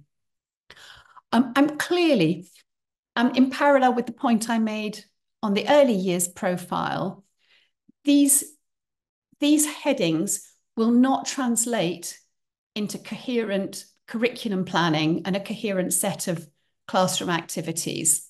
So teachers are constantly juggling, so writing the kind of plan that says, how many boxes am I ticking with this thing? Or should I just do something that's aimed at talking to others? It wasn't helpful. It turned out not to be helpful for getting curriculum planning to the specificity and coherence and structure that you actually need. So what were schools actually expected to do with all this? So familiar themes. Over a period of time, they had to decide on the outcomes to be assessed, but the guidance published these standard grids. So in the vast majority of cases, that's what people used. They certainly didn't have the time and energy to try and develop their own 200 criteria for each subject and generate evidence of pupils' attainment from day-to-day teaching and learning. So this is back to trying to split the classroom teacher's attention between actually teaching and trying to gather evidence that they can use to populate the student records. Reviewing an appropriate range of evidence when you get to the assessment points.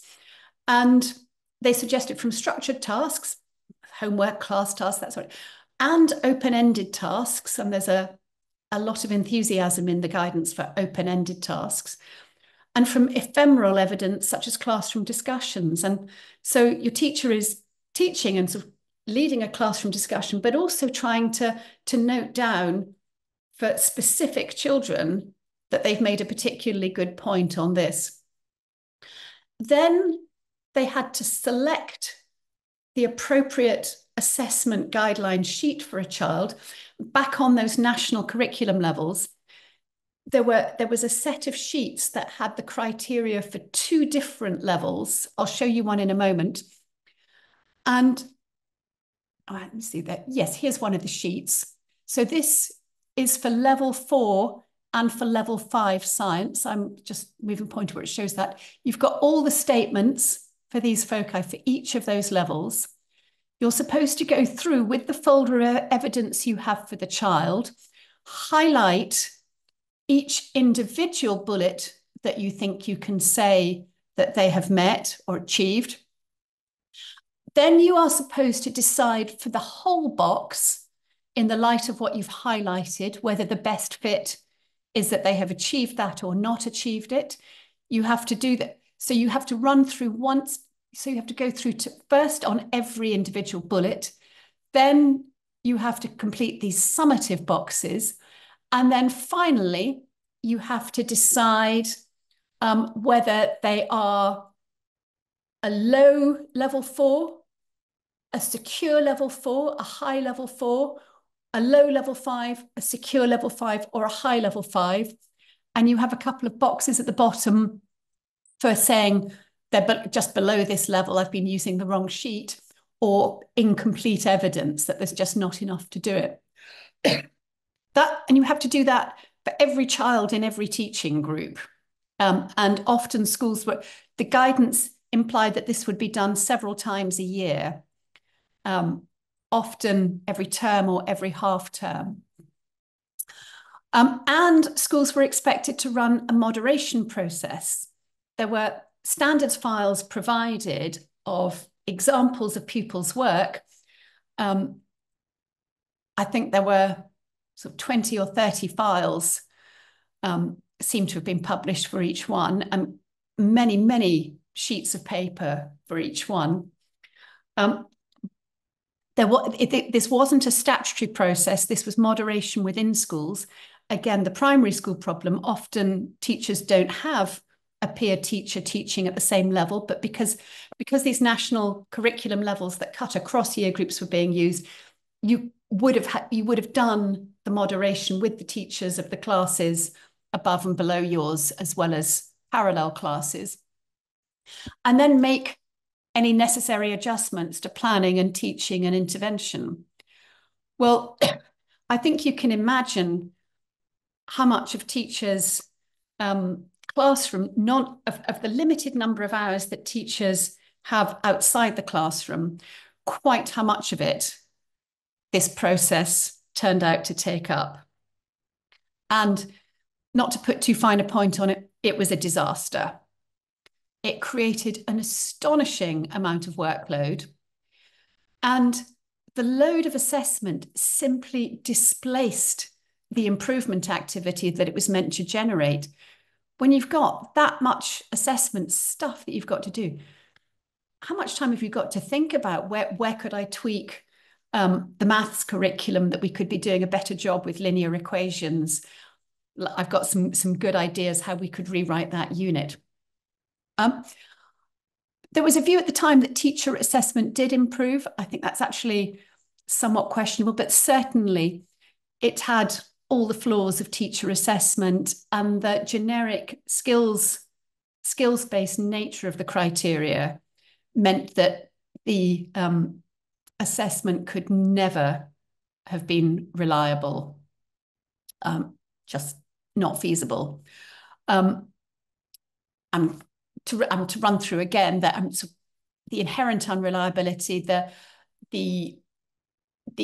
lack of standardization, that there's no amount of training can actually sort of get to sort of fully explicit criteria for assigning these grades and levels, especially at the level of precision that was expected, the implied weighting that has to be placed on the different criteria is going to vary from person to person depending on their own perceptions and preferences.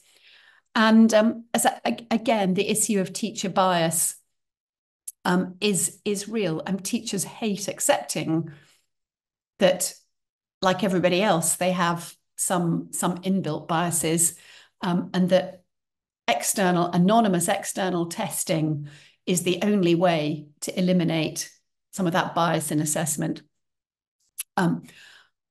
So this was unquestionably very expensive, complicated and expensive, but ultimately also very unreliable assessment.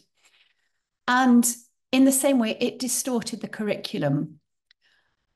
The national curriculum levels themselves did a tremendous amount to distort curriculum, because teachers would be looking at the record they had for the children in their class, and they would see that they've got 6 children who they've got down as working at a 4A, and they want to get them up a notch into the bottom of level 5.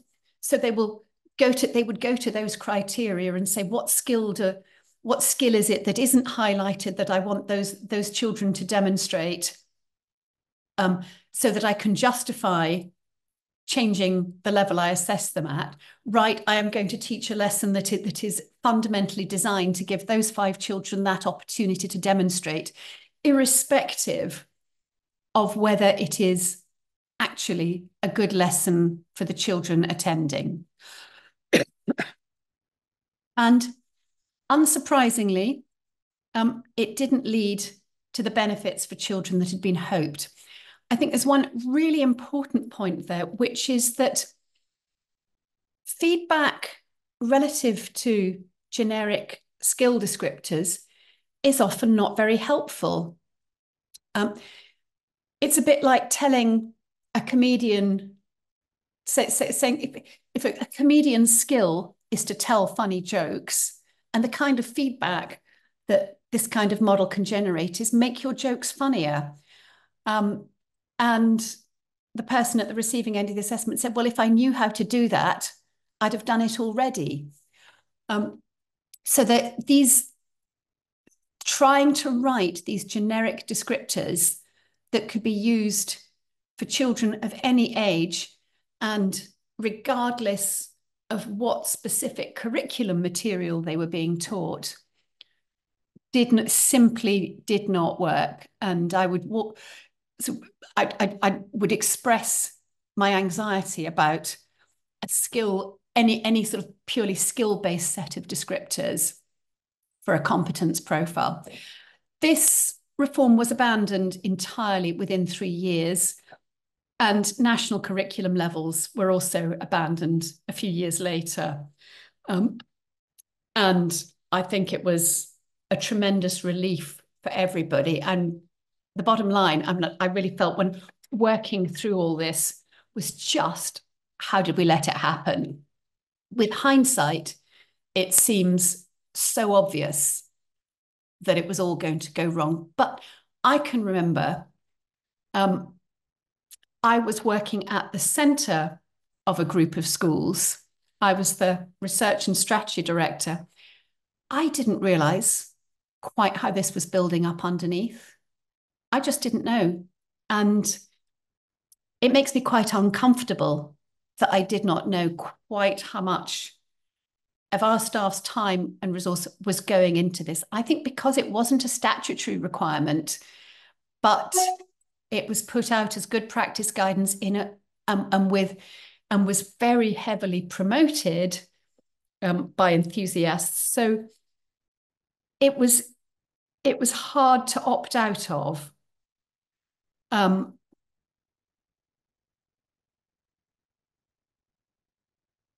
It really was something that the vast majority of people did do. So, sorry, I've just been sent something very urgent.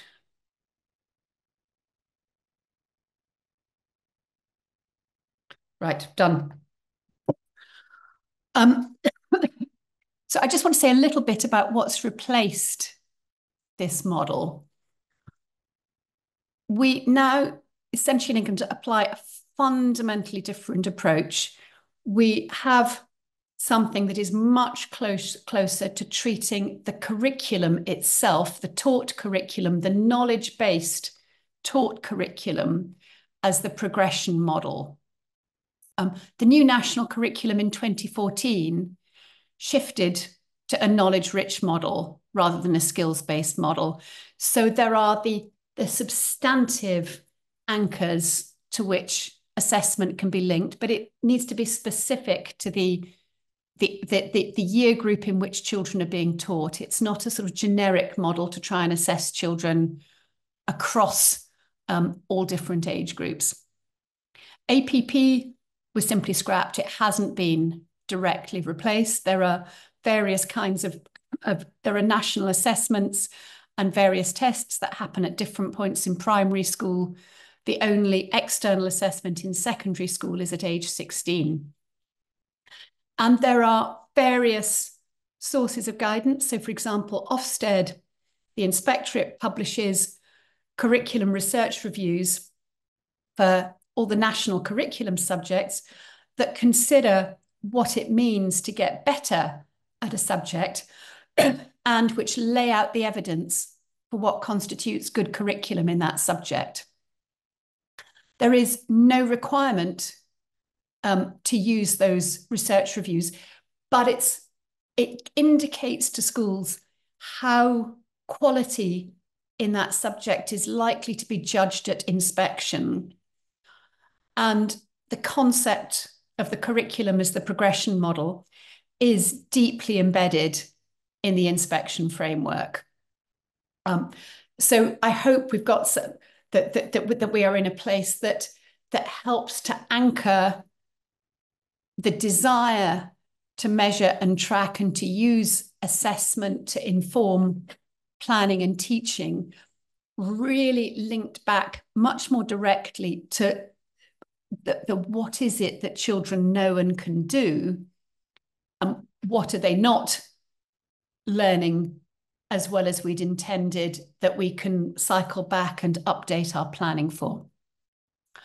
But it is interesting, as new young people arrive in the profession, that some of the people who never experienced this monster still hanker and yearn for something like that.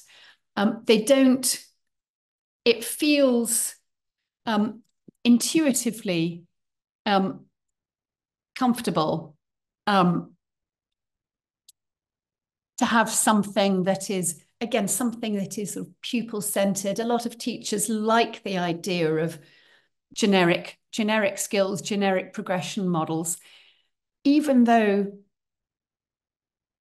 a bit of them may know that theoretically it doesn't actually work. They want it to work, and they want that desire for a model like this to be workable to override the hard evidence that this really, really didn't work for us in practice.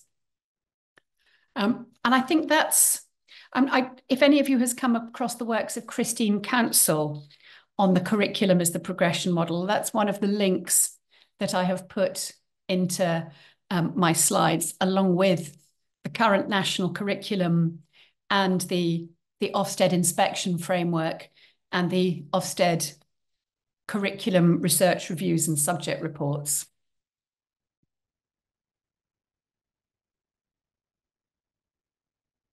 And I think that's everything that I was going to say at this stage about assessing pupils' progress. Are there any, Roxana, shall we take any questions just of clarification before I move on to my third competence profile example? Of course, especially that we are ahead of schedule, so we could even forego the break and just go for it. But if anyone has at this stage, aside from me, any question?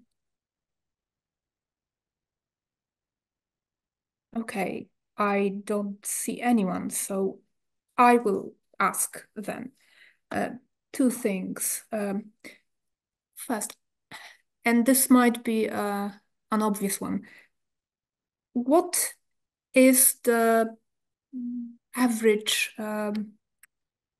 number of pupils in the class per one teacher?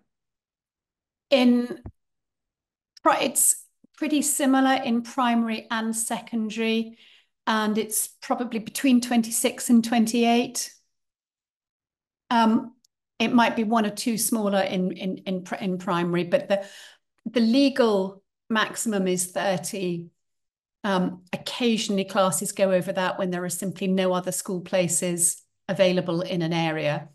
And in practice, they're normally under 30, but not greatly under 30, except in smaller primary schools where there are as many children as there are in the village or local area. And if there are only 15 children in that age, there are only 15 children. Yeah, so I can understand how much of a burden this APP was for the teacher.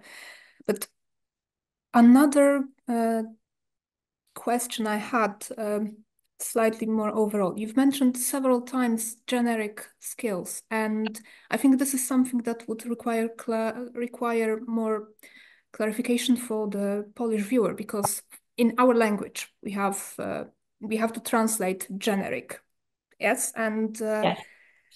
and it can be translated into different terms. So when you first used the term generic skills for critical thinking, I thought automatically that generic skills refers to what we would call transversal skill. But then you used this term several more times, and perhaps, well, I don't really know whether my assumption was correct or not. Or so, to make this a short question, what exactly do you mean by generic skill? I mean the idea that a skill can be meaningfully developed off any subject matter and be available and applied in other domains, so that you can have an intellectual construct of critical thinking and say, this child has developed it through, I don't know, through reading, through writing about their reading about dinosaurs, and this child has developed it through playing chess, and this child has developed it some other way. It is the idea of that skills can be unlinked from accumulated knowledge and experience in a specific domain. It's obviously an attractive idea that has been immensely influential in education, but the accumulating body of evidence suggests that those kinds of skills transfer across domains only to a limited extent. So somebody who is deeply experienced, who has enormous skills, I just get a chess example, who's enormously skillful in playing chess, may be a highly mathematical person, but that does not mean that they will that they will generically have critical thinking in philosophy or in history. You can, and similarly, that the highly developed critical thinking in physics requires a lot of domain knowledge about physics. There's an example I use in a talk I've given, where I talk about a particular the curse of the expert in the tendency to forget quite how much domain knowledge people have had to acquire to be able to think critically about issues in their domain. So there's a paper I use which is about a rare blood cancer, and there is an introductory paper sort of summarising all what's known about it and all the research programmes. And I can read the first sentence of that. And within that first sentence, there are 8 terms that I don't fully understand. In education, in a domain I know a lot about, I can think critically. I can read a lot of different research papers and identify the assumptions, identify the things that I might disagree with. I can understand, I can properly understand the chain of reasoning and see which things I would like to pick up and discuss. In that medical paper, so you could argue that in education I have quite a highly developed capacity for critical thinking, but I know that in medicine I have almost none. I simply do not have the domain knowledge.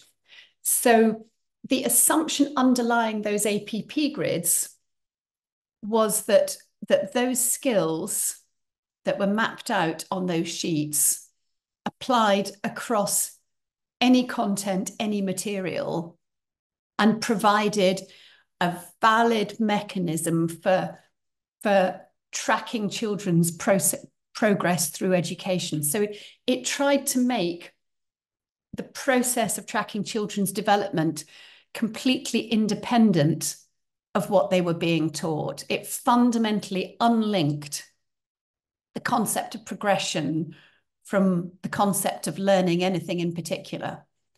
The content became just a way of demonstrating that the child had acquired the skill. Okay, thank you. That more than answers my question. If there are no other questions at this stage, actually, we will move to the third part of the presentation, unless you require a short break. I'm fine to carry on or to take a short break, whichever you think is better, Roxana. We are ahead of schedule, so if you don't need a break, perhaps we could press on. Okay. Right. So my last example is the standards that are developed for apprenticeships. And apprenticeships in England can be for young people at any age from 16 upwards, but I'm going to concentrate on the model as it applies to young people under the age of 20. So children who, young people who might alternatively be in school education at that age. Apprenticeships are one of the main vocational training routes. The current model has been in place for about 10 years and it's evolved. It's for all ages and for qualification levels, and I'm using the sort of European qualification framework levels here from level 2 up to level 7, but I'm going to talk mainly about levels 2 and 3 here. Actually, most of what's out there is not for the young people of the age I'm talking about, but I will concentrate on the young people. The current model implements recommendations that came from a big review about 12 years ago, with a very strong push from the then skills minister. Some of the aspects that don't align here as well as they might with general thinking about and evidence on high quality vocational education possibly link back to the extent to which that minister very directly controlled this. It was originally intended that there would be no more than 100 standards. A particular problem we have in England is that we're very reluctant to restrict the choice that young people have at age 16. So you can pretty much take any mix of qualifications, programs, provided it doesn't add up to more than government will fund. But that does mean that sometimes what young people do doesn't match very well with higher education, further education, or the labour market. So one of the aims of this reform was to reduce the number of pathways available to young people at 16, so that specialisation emerged after an initial apprenticeship phase. And it was also intended to give employers a high degree of control over vocational training. In some ways it does, but in some ways that's proved quite problematic. So these standards, I think they fit your definition of a competence profile. There is a striking absence of theorization in them. It doesn't feel as though the literature, the evidence, the experts in vocational education were really used to advise on and inform the process. The underlying philosophy really seems to be that employers know best. So these standards are created by employer groups. And of course, employer groups often have a clear idea of what it is they want in their qualified staff, what they need to know and be able to do. But they don't always know as much as they might about what is conceptually and practically the best way to get there. And some employers absolutely do. They've got very highly evolved training models that, whether through the evolution, through trial and error, or through intention, have created really strong models, but others don't. And in practice, this system is very tightly controlled by government, and only approved standards get the government funding that's intended for apprentices. My next slide seems to have lost the defining aim that I found that I thought was quite interesting. Let me see. No, I haven't got it here. I can't dig it out quickly. But the defining aim out of the Richard Review reflects this quite sort of simplistic conception of what these standards should be, and that there's not very much sort of theoretical underpinning. As I said, there's a big range of profiles. The original intention was to improve coherence in the system. There was to be a limited number of occupational pathways, no more than 100 intended, and it was going to avoid early specialisation. Oops, sorry, I just clicked. In practice, the pathways have proliferated. There are now nearly 900 overall, and there are nearly 500 just at these two lower levels, that are the levels that 16 to 19-year-olds are likely to go into. It's a confusing and an overlapping landscape. So here are some examples of standards that have recently been published at levels 2 and 3. And you can see, and I'll pick out a couple of interesting things. One is there are separate standards for furniture restorer, furniture finisher, and furniture making operative. At that first apprenticeship level, you might expect that there would be a furniture making apprenticeship where young people learnt the principles and practice of how furniture is made, off which the more specialised, so finishing only or restoring, might come as next steps. But all of these are being specified, and they're being separately designed. And in some cases, things in a strand of occupation are being developed. That in some cases, there is a single employer group for all occupations within an area. And in some, particularly in things like sort of business administration, there really isn't, because they are occupations that are found in every company in every sector.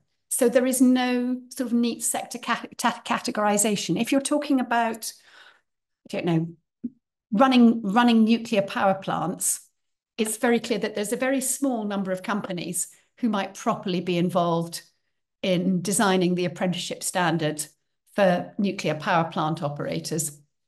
But if you're talking about general business administration at quite a low level, that's every business in the country. How do you decide? You can't give exclusivity to certain employers. So you end up with a proliferation of standards that tend to be oriented quite heavily to specific employers. I'm looking at this list. One that startles me a bit is removals operative, for example. That is the people who move house and move offices for you. The idea of an apprenticeship in packing the boxes and loading and unloading the lorry, I'm not sure that for me, that fulfills the expectation of a full and sort of coherent program of vocational education leading to sort of recognised expertise. This feels like sort of lower level job training. But though I haven't read that one to see. So I thought I'd take one of these as an example to show you how it's constructed and what I think some of the limitations are. And I picked Steeplejack, and I picked that one partly because I like the name. A steeple is the tall pointy thing on a church, and the steeplejack was the person who slung himself on the outside of the steeple when it needed repairing. So it's all about repairing and maintaining buildings at high levels. So let's take this. So there's an overall description: conduct routine inspections, maintenance tasks, and minor planned and responsive repair works to buildings and structures at height. That's pretty clear. Then it specifies 11 duties that a steeplejack will typically have. And linked to that, there are 30 knowledge items and 24 skills and 7 behaviours. And in every apprenticeship standard, those duties are mapped to the knowledge and skills and behaviour. But I had pulled this standard out at random, as I said, because I liked the name. And I found when I looked at the tabulation linking them, I looked carefully because I wanted to see how they mapped. And I realised that every duty had been linked to each of the knowledge items, each of the skills, and each of the behaviours. So there was no differentiation at all, nothing to help people get a deeper understanding of how the different elements fit together and should be thought about from the point of view of making a coherent training programme. This, by the way, is defined as a sort of 2-year programme, 24 months. So I'm going to show you some examples of each of the knowledge and skill and behaviour items. Some of the knowledge items have got a degree of specificity. So the knowledge of the relevant health and safety regulations, standards and guidance, and the techniques for getting up to the heights that are needed, using ladders or motorised access equipment or bosun's chairs. Those are the things that you swing people on and off boats with. And methods of interpreting and extracting relevant information from documentation. So drawings and plans, other kinds of specification. Some of them are quite general. One of them is team working techniques. I think it's just those 3 words. One is principles of equity, diversity, and inclusivity in the workplace. And one is just well-being, mental and physical health considerations in health, I should say in self and others. So it's a list of 30 items of very different things, with no sort of weighting for them. just a flat list. And then there is a list of 24 skills.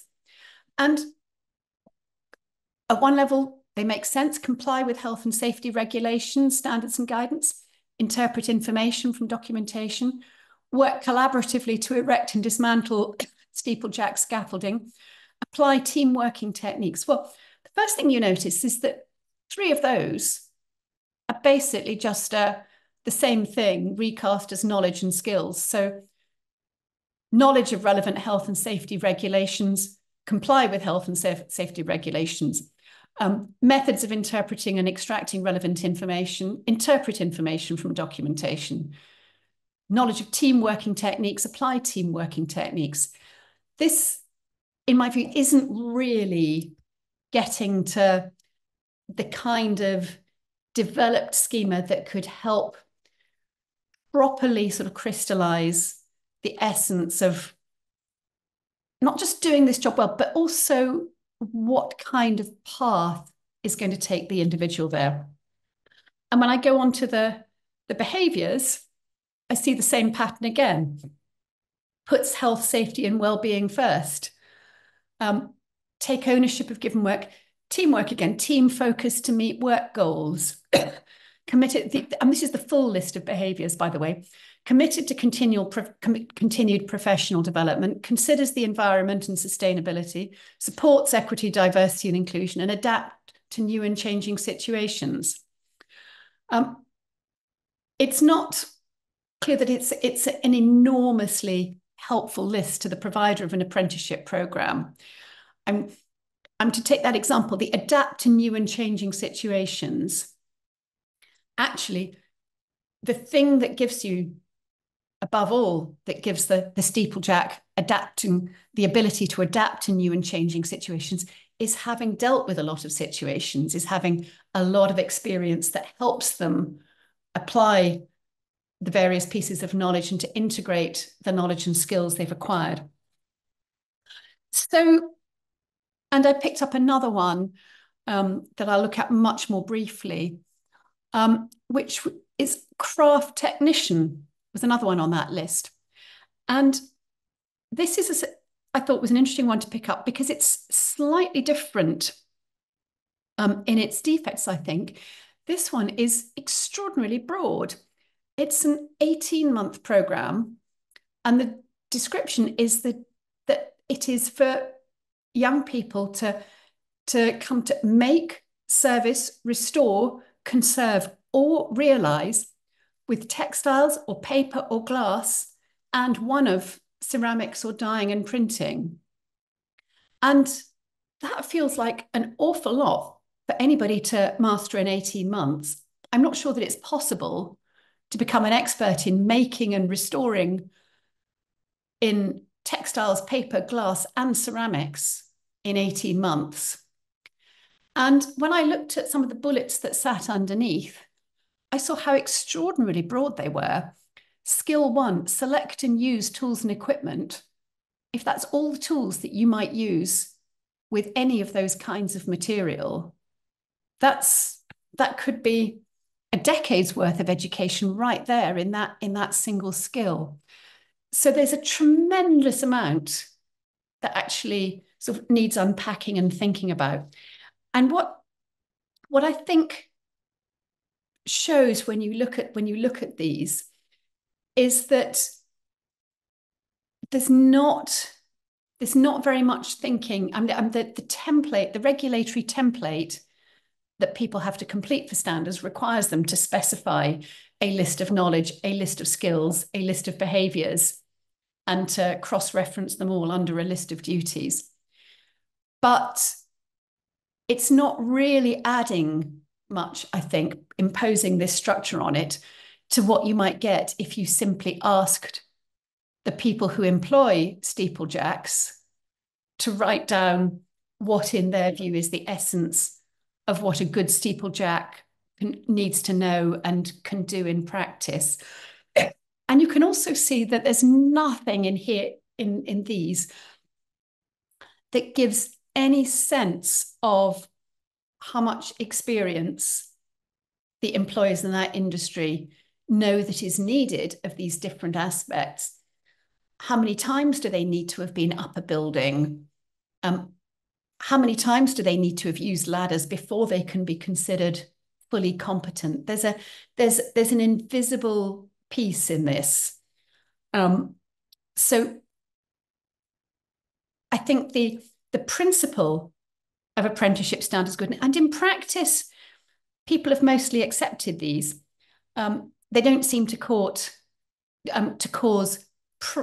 many problems in the system, but my suspicion is that they're not as good as they could be, and that vocational education could be better if the standards were better. And I also suspect that framing them the way they do, I know as it happens, my daughter, who is a trainee accountant at EY at the moment, because of the way the apprenticeship funding model changed, the professional firms have now all recast their training programs as apprenticeship programs. My daughter is technically going through a level 7 apprenticeship in accounting and tax at the moment.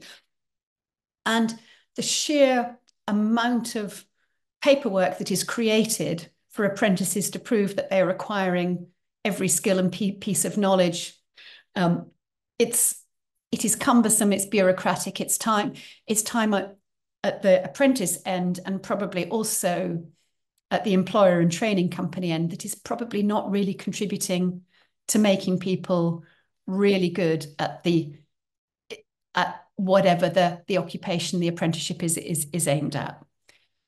But there's remarkably little discussion of this. It's really interesting. Whereas anything relating to schools, there's massively active trade press, endless discussions. Here, most of the discussion around apprenticeships, nearly all of it, has been around the funding model. There is some concern expressed about the proliferation of standards and some around the bureaucracy of their implementation. Nobody loves them, but they are actually pretty well accepted now. But I do think it's fair to say that they haven't transformed the vocational education landscape in the way they've hoped. And I genuinely think, as an education person myself, I think it would be possible to design these standards better in a way that drew out the knowledge and skills in a way that gets more deeply to the heart of what an occupation really needs, in ways that improve the likelihood of achieving those goals. Who knows? One day it may happen. But so I've presented you with 3 contrasting models of the early years, which does have theoretical grounding and which has evolved over time to something that, for all it's got a few wrinkles, I think most people would say was going pretty well. An absolute disaster. And this one, which is not as well theorized and grounded as it could be, but seems to be sort of good enough for the moment. And thank you. I think that concludes. Oh no, I just had a few more thoughts that I was just going to drop. I beg your pardon. I've shuffled my slides at the last minute, so I've touched on some of these.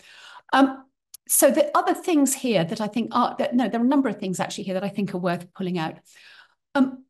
Not a lot of issue is given here to the sort of cross-cutting issues. So there's one problem when people go too cross-cutting and try and make everything generic. But there's also, you can see when you've got standards for things that are as closely related as many of these are, that there are things in terms of some quite fundamental technical skills, for example, that are common to a lot of standards. But because each employer group gets to specify what it wants for its own things, you can get very different framings and formulation that mean that the same thing gets approached in a completely different way in different apprenticeships.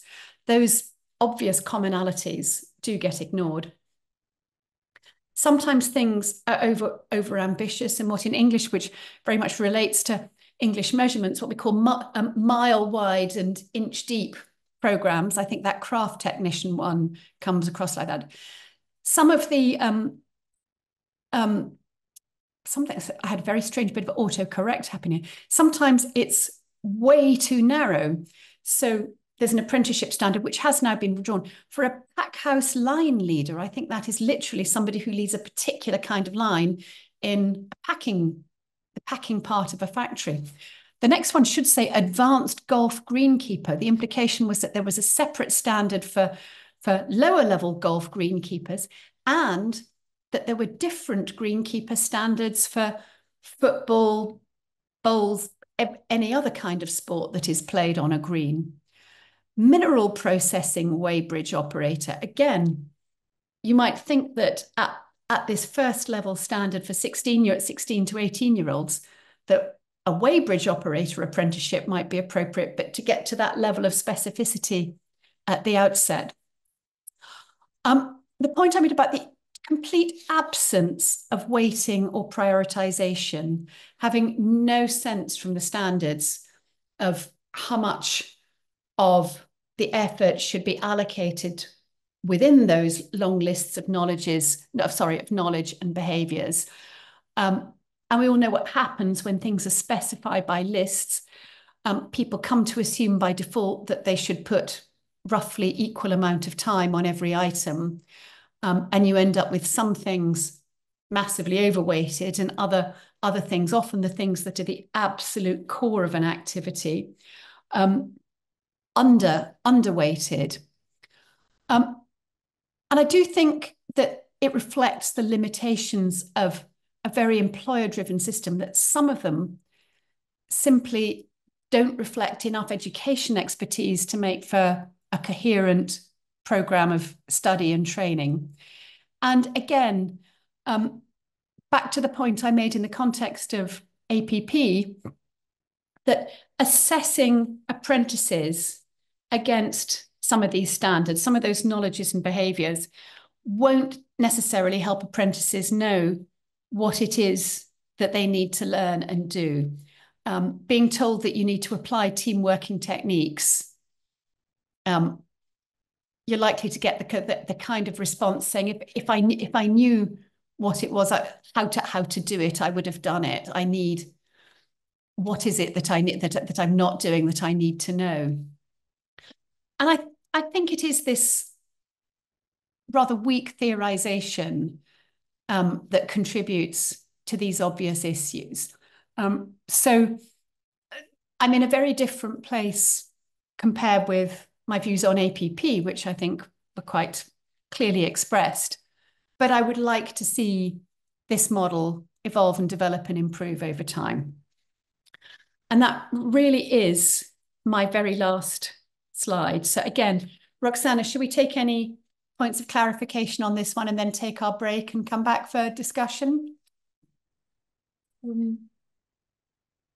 Are there any questions regarding clarification for this part? Because I had some, but you've managed to resolve them all, basically. No. All right. So let's take a 10-minute break. We'll come back at the full hour, and then we'll proceed to discussion. And Roxana, I don't know if people are putting questions in a chat somewhere. They still have the possibility to do that, but if they're not, we do have some questions. It would be great if everybody could put in the chat the areas that they would be particularly interested in learning more about, or emphasizing in the discussion the areas that are of most relevance and interest, just to help us think about, so distribute, because how much time will we have for discussion? Basically as much as we need. Yeah.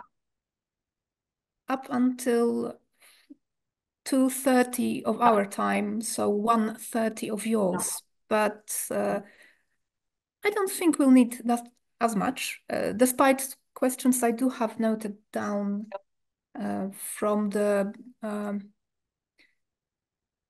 I lost... English has suddenly left me. But when people were registering, they also had a chance to put forth their questions. So we have several of those.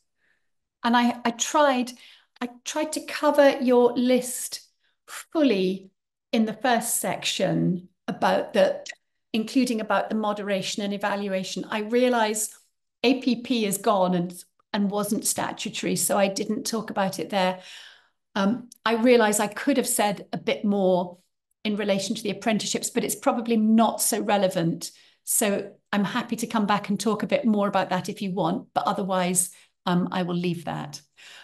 Okay, could I, because I've been talking quite a lot, could I suggest we take a slightly longer break at this point than 10 minutes? Of course, as much as you need. Could we take 20 minutes? Yes, of course. And then I will be happy to rejoin. All right, so 1:10 your time. Yes. Thank you. Yes.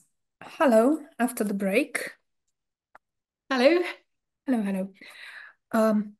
So I hope everyone is ready to go to the part where we can interact actually with each other a little bit more.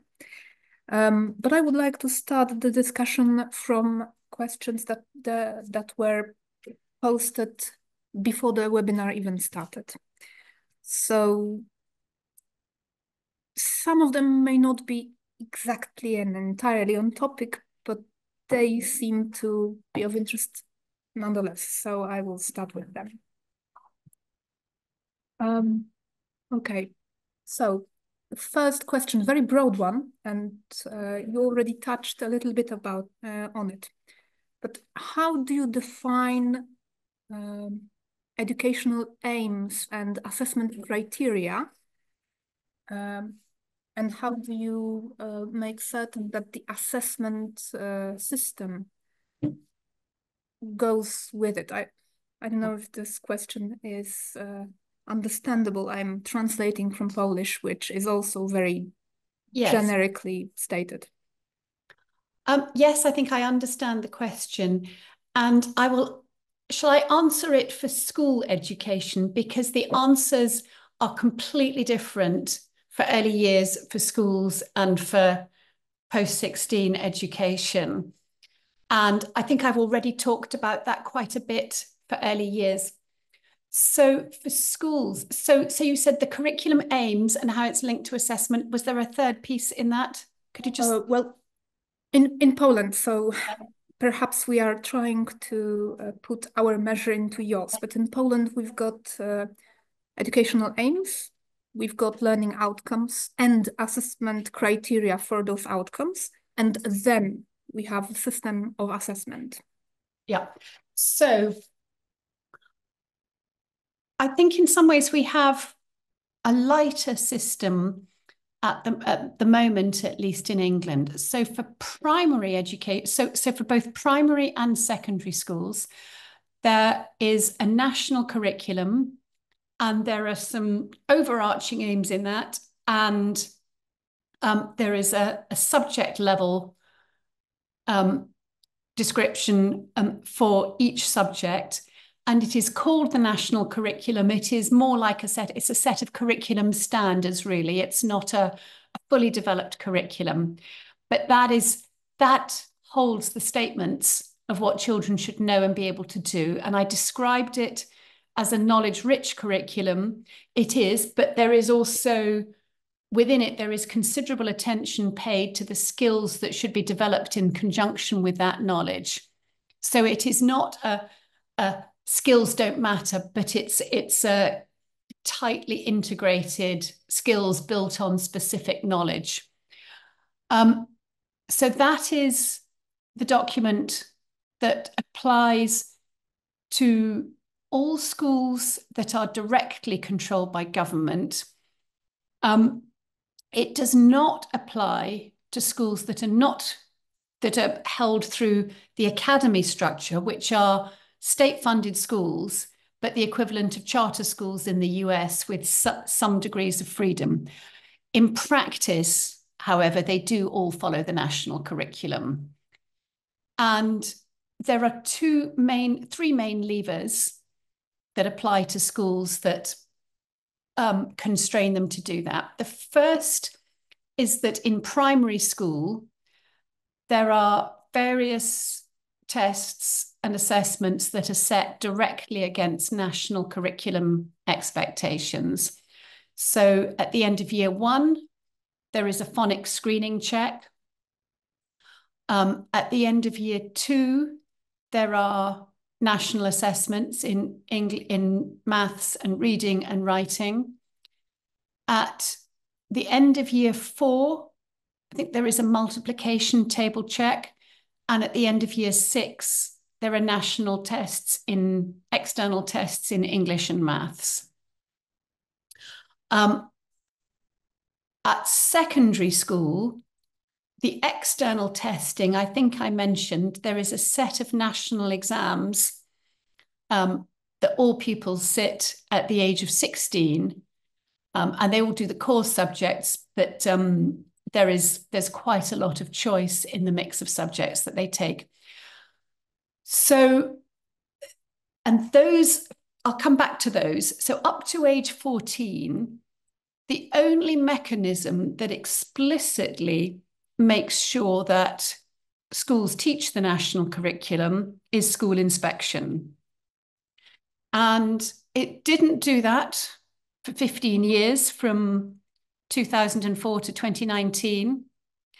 I changed the inspection framework to link it explicitly to the national curriculum because I could see that there were many shortcomings in the system where people, because grades in secondary exams and test results in primary are published, the incentives were to concentrate very much on the aspects for which grades were published, and to ignore other curriculum. So for example, in primary, because only English and maths are directly tested, schools were not teaching nearly as much science or humanities or art or the other national curriculum components as they are supposed to. So I changed inspection to look at that. However, there is a new chief inspector and he seems to be taking out some of what I put in place. So that link, it certainly looks as though the linkage that I created 5 years ago is going to be dramatically weakened again. In secondary school, again, there is no, the inspection is the only mechanism that can pick up the fact that schools are not actually teaching children the national curriculum as intended. And both primary and secondary, for schools which are funded and run through the academy route, the inspection handbook expectation that those schools will have a curriculum that's at least as good as the national curriculum is the hook that links through to make sure they don't have very weak curriculum. And then at secondary school, also the set of exams that are taken at age 16. And these are slightly unusual because they are not set by the government centrally or regionally, as in many countries. Because they originated in the 19th century in exams that were set directly by universities to see whether people were ready for university admission. They are run by a set of, and they're called exam boards, or awarding organizations, which have grown out of those universities. So there are now just 3 main ones in England: OCR, AQA, and Pearson. But the Pearson one originated in the University of London exam board. OCR stands for Oxford and Cambridge and RSA, and AQA was an alliance of universities in the Midlands that merged their exam boards. So there is a regulator called Ofqual, which I was chair of for 6 years, which regulates those different bodies that can provide the age 16 exams to make sure that they meet the national curriculum expectations up to age 16, so that they properly cover the domain that they are meant to and test the knowledge and skills sufficiently, and has the power to sanction exam boards if they try and make them too easy or mess up the administration. So it is a complicated system. It's pretty limited for curriculum outside English and maths between the ages of 5 and 14. It's very limited. That actually brings us very nicely to the second question that was posted before the webinar. The question is sorry, can I just say one thing? Of course. There are not, except for those exams at age 16 for which there are assessment criteria, there are no assessment criteria set against the national curriculum for any other age group.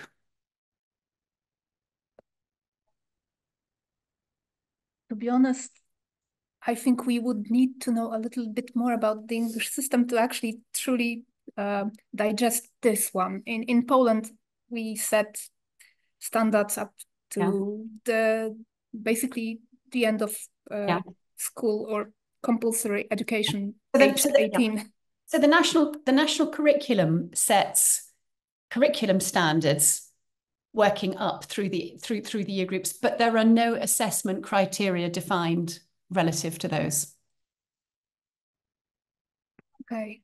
And I've put national curriculum links in my slides. So perfect. For those of us who will go through this, which I really encourage every viewer to do so in their own time. But going to the second question, it's about teaching foreign languages in England, but also how, if you integrate the assessment criteria into the competence profiles you already discussed. So it's a twofold question.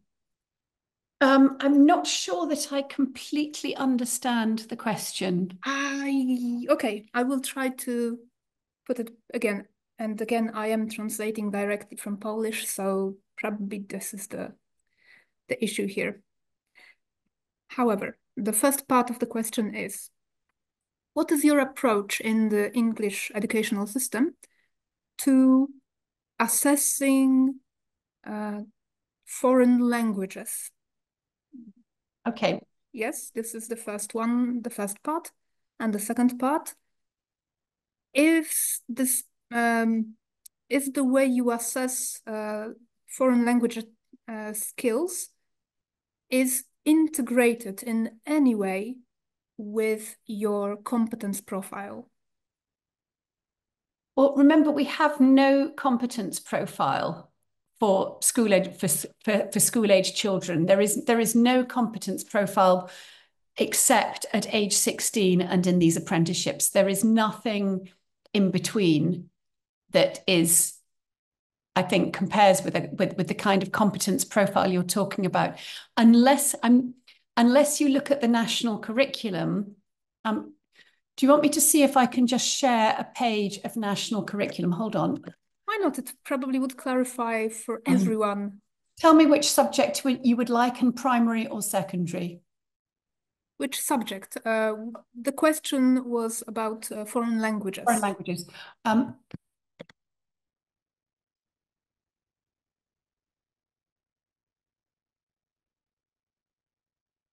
Coming up.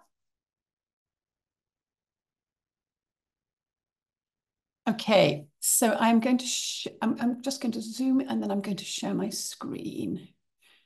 Oh, it doesn't let me zoom. Right, okay, so back here and share.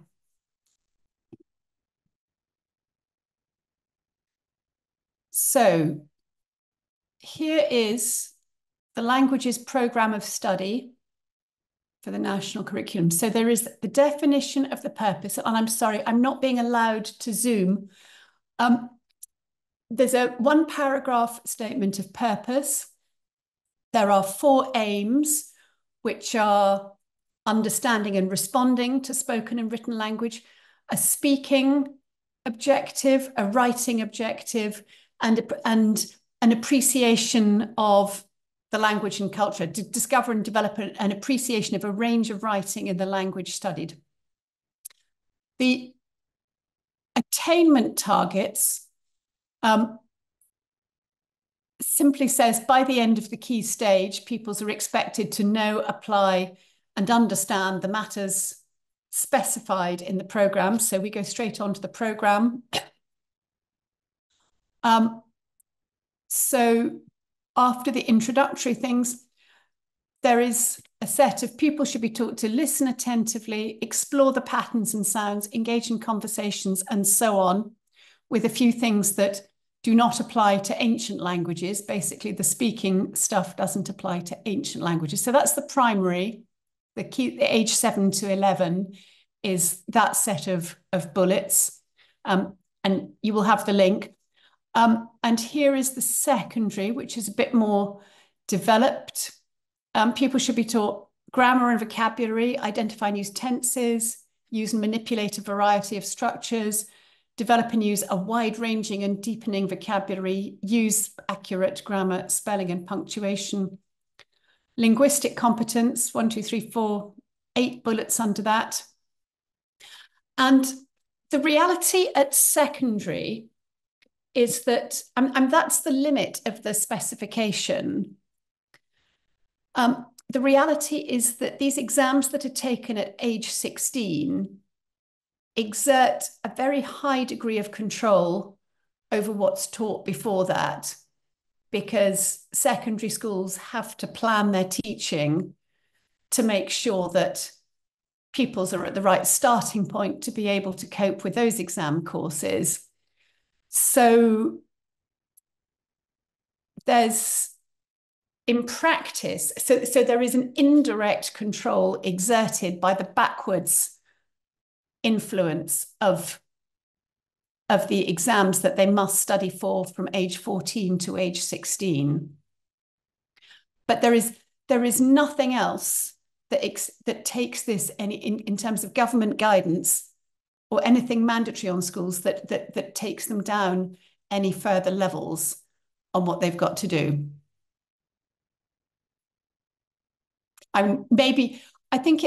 Maybe you would characterize that as a competence profile, but I don't think it is. Well, maybe it is. Would you call this a competence profile, Roxana? I think we're in a really interesting conversation about what exactly is a competence profile. Shall I take you to a national curriculum subject that I would say is rather different and that I wouldn't characterize as a competence profile? Yeah, just for contrast. Okay. Basically, what a competence profile is something that we are trying to determine. For right now, the understanding is, broadly speaking, what one is expected to know and be able to do at the end of educational cycle, but it's a very, very flattened description, and please don't quote me on that. Yeah. So here, I've just opened English, and you can see down the left-hand side, and again, I'm sorry, Safari will not let me zoom in. Oh, yes, it will now.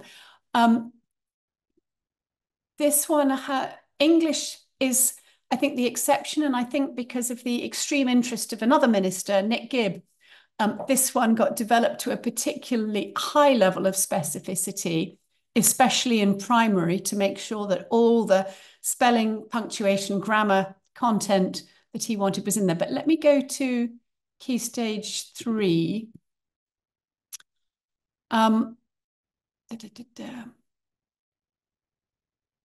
So Key Stage 3 is ages 11 to 14. Hang on, what have I just done? Am I in the right section? Yeah, that upper key, okay, this is upper Key Stage 2 is perhaps in year 5 and 6. Word reading, knowledge of root words, prefixes and suffixes, comprehension,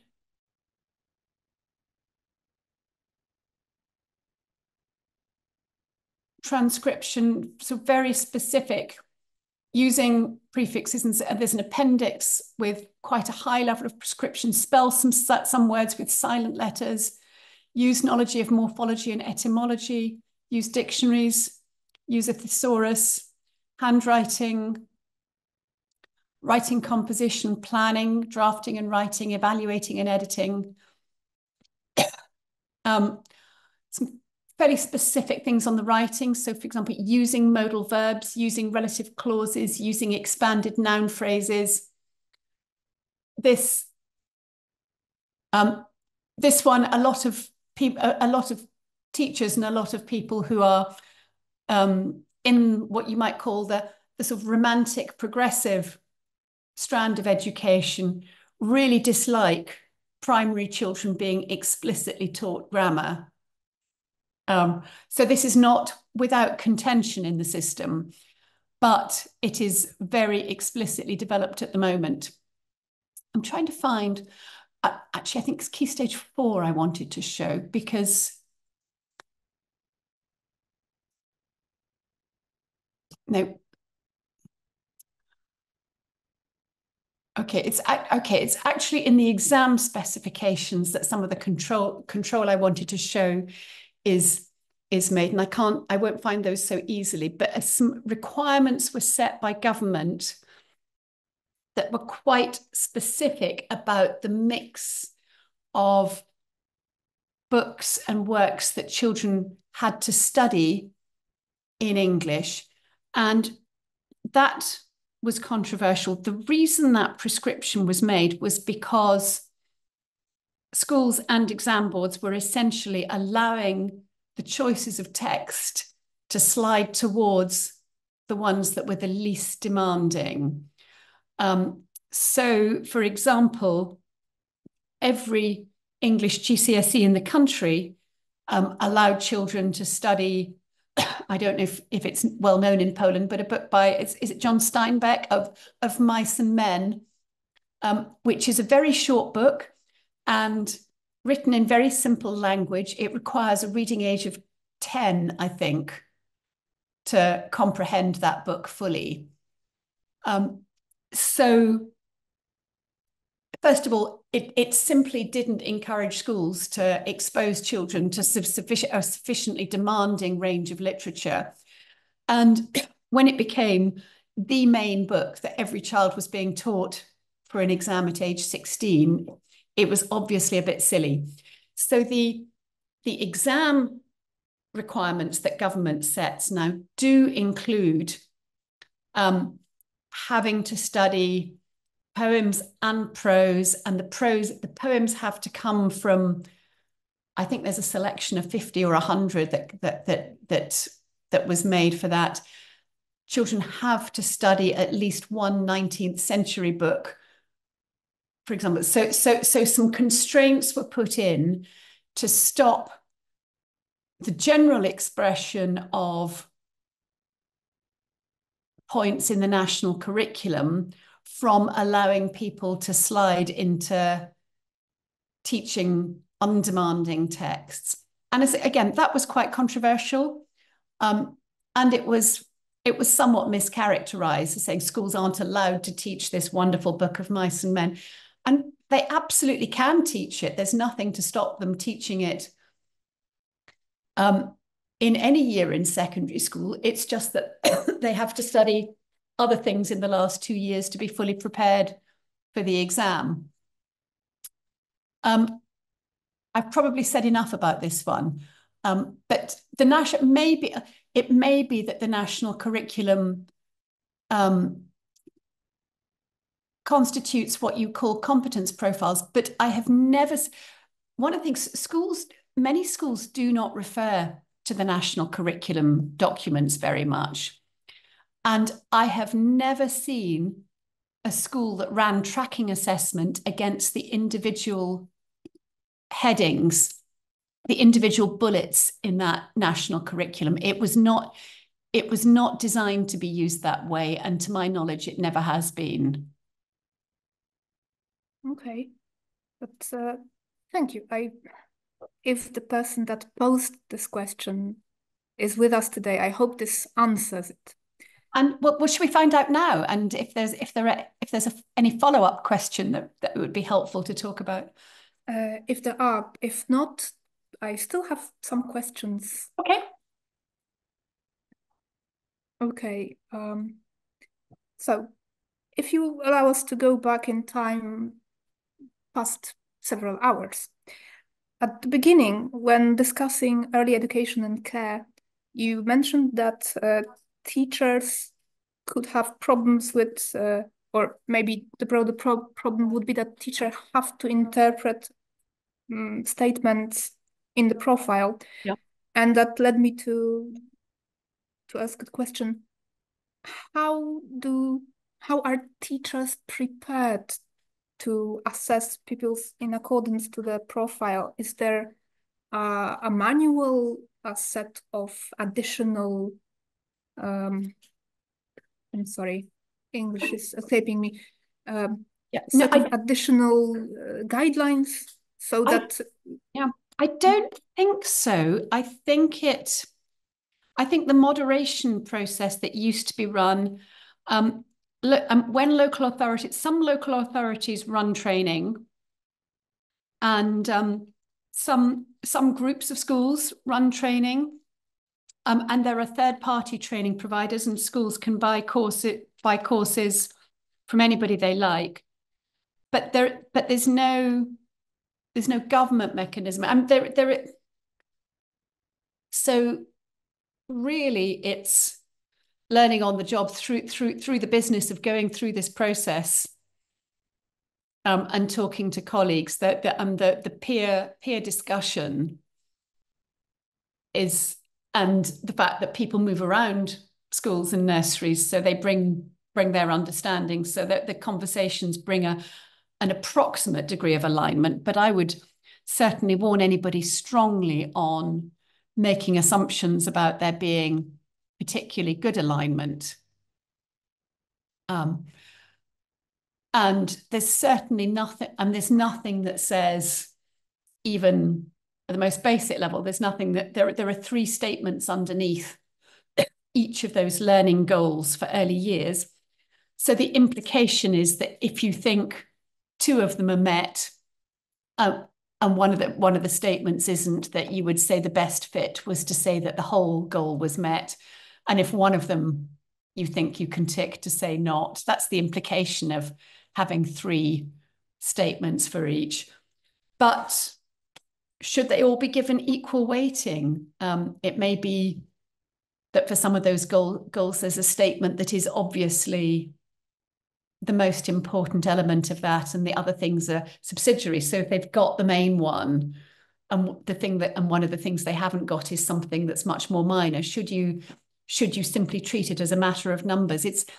There's really nothing to guide people through that. It's just a sort of holistic process, and people accept that, but they don't think enough about the limitations that creates. For instance? Well, when it's used to report on an individual child, to a parent or to the teacher for their year 1 class in primary school, it is not a definitive and perfectly reliable assessment of what they can do. So, for example, if a primary school, as many do, uses these profiles as a baseline and uses that as a little baseline assessment, and uses that to set their expectation of what that child ought to be capable of by age 11, by the end of primary school, it's possible that they could inadvertently sort of not do enough to challenge the child, because they've got a baseline that said the child was far below average, so probably isn't going to do very well in primary. Or conversely, if a child has been in a sort of really fantastic nursery school that's absolutely got them, or a nursery school that's just over-assessed, that's too generous. And optimistic people try to see children doing the things they want, that desperately try to believe that children are doing these things. And some children probably get put under too much pressure because an optimistic assessment has been made and it leads teachers to believe they're just being a bit lazy later on. So there are individual level problems with over and under assessment. And I think there are probably much bigger disparities between standards in different parts of the country. For example, if your control mechanism is moderation within schools and and the between schools that comes from people being mobile in a local area, not many people move jobs between the north of England and the very southwest of England. So you could over time, let me close that. You could over time end up with, even with effective local area moderation, end up in a place where the standards in Northumberland at one end of England really aren't the same as the standards in Cornwall. And probably nobody would know. An inspection has been made such a small process now by government shrinking it to take money out of it, that an inspection doesn't go into that level of depth to see sort of how reliably people are being assessed on the criteria. There simply isn't the capacity when you have one inspector for 1 day or 2 days to look at everything, including all the childcare regulation pieces. It's just not that level of scrutiny. The local authority moderation visits used to be bigger than an inspection in terms of the amount and of course they had a much narrower set of things to look at, and those don't happen now. So it's a weakly controlled set of standards, which means if government is using the information to decide that children are doing less well in Northumberland than Cornwall, so we need to allocate £10 million to the north, to this northern area to improve the quality of that part of education. It could be a complete mistake. It could be just that that the standards that are being applied are a bit more severe in Northumberland than in Cornwall, and nobody can know at the moment how much divergence there is. There is something that might help with it, because there is a new foundation stage profile, what's it called? There's a year one baseline test. That's right. It's a year one baseline test, which is designed to be not to be reliable at the level of the individual child, but to be a foundation for school accountability, to measure value added from year 1 to year 6 in primary school. And I guess that means the data will be there to do an analysis at institutional and local and national level of the comparison between the two measurements, which are done by different people for different purposes. So the kinds of bias, there'll be slightly different kinds of bias coming, and the foundation, the year one baseline is more narrowly focused, I think, on early literacy, maths, and some of the communication basics. I don't think it doesn't try and cover the social development. I'm right. I think it's essentially an academic baseline. It's not around the sort of social development and knowledge of the world and so on. So it's possible if the people in the Department for Education are thinking that way, they could create a a bit of a control mechanism, but I have no idea whether they've done that. But it's interesting. I mean, it's interesting. You definitely could. There are bits, there are data sets that you could join up, and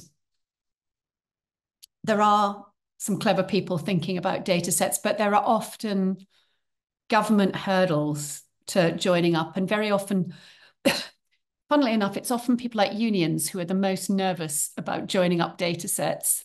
They worry that it might reveal weaknesses on the part of their members that they don't want revealed. And in recent years, at least, government has been very reluctant to upset unions. So there are bits of information that really should be shared between the bits of government that aren't, fundamentally because of union hostility. That doesn't exactly bring me to my next question, but one of the lessons learned from different systems that there will always be some similarities, but particulars will always differ. So in Poland and in England, there are different sets of stakeholders.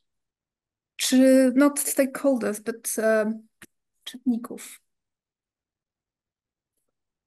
Yes, I'm sorry, my English is betraying me today. My apologies. So I will just simply go to the next question. And my apologies to the audience as well.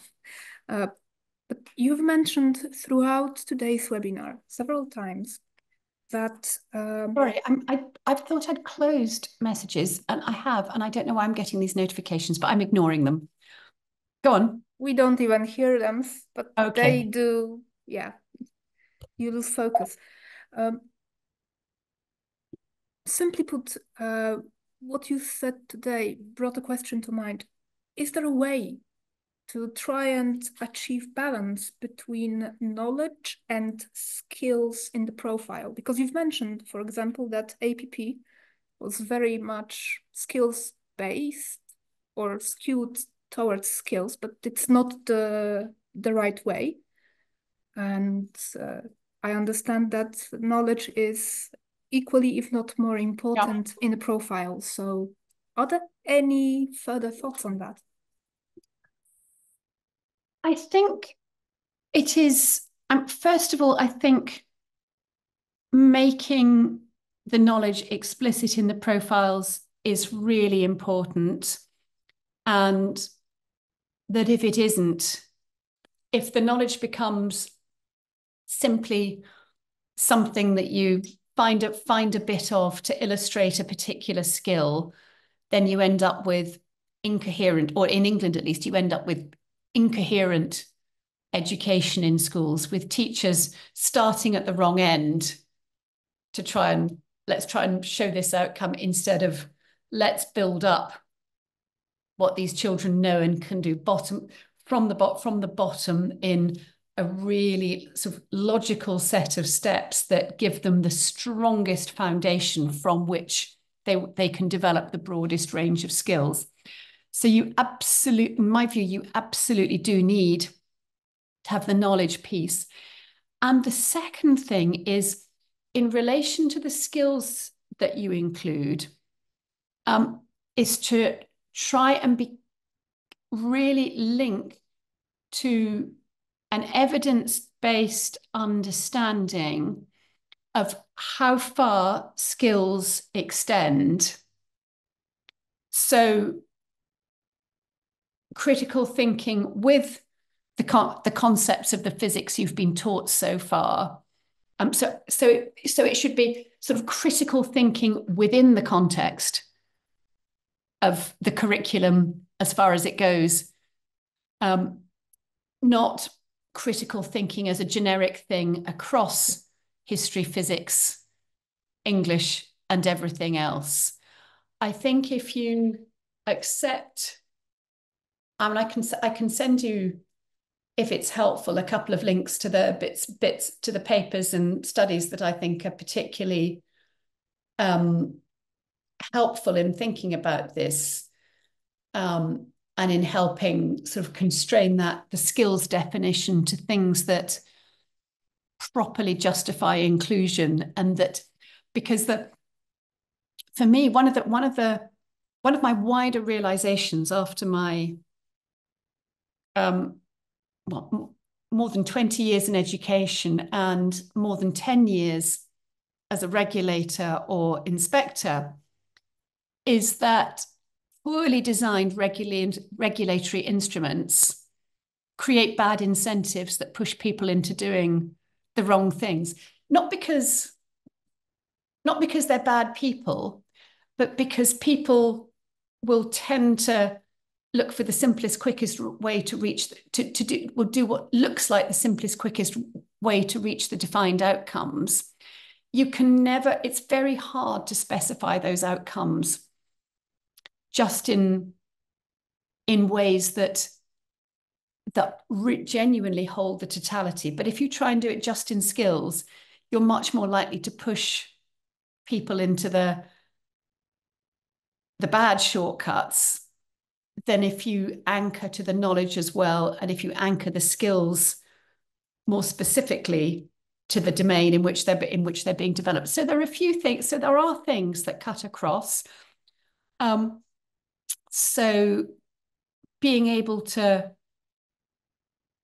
write a grammatical sentence and a grammatical paragraph is valuable, is something that's needed in a lot of subjects. I'm not saying that there is nothing that doesn't generalize, but particularly on the things that are most fashionable at any given point, critical thinking, creativity is another one that people often want to believe is generalizable, but being creative in woodworking does not necessarily make you creative in French.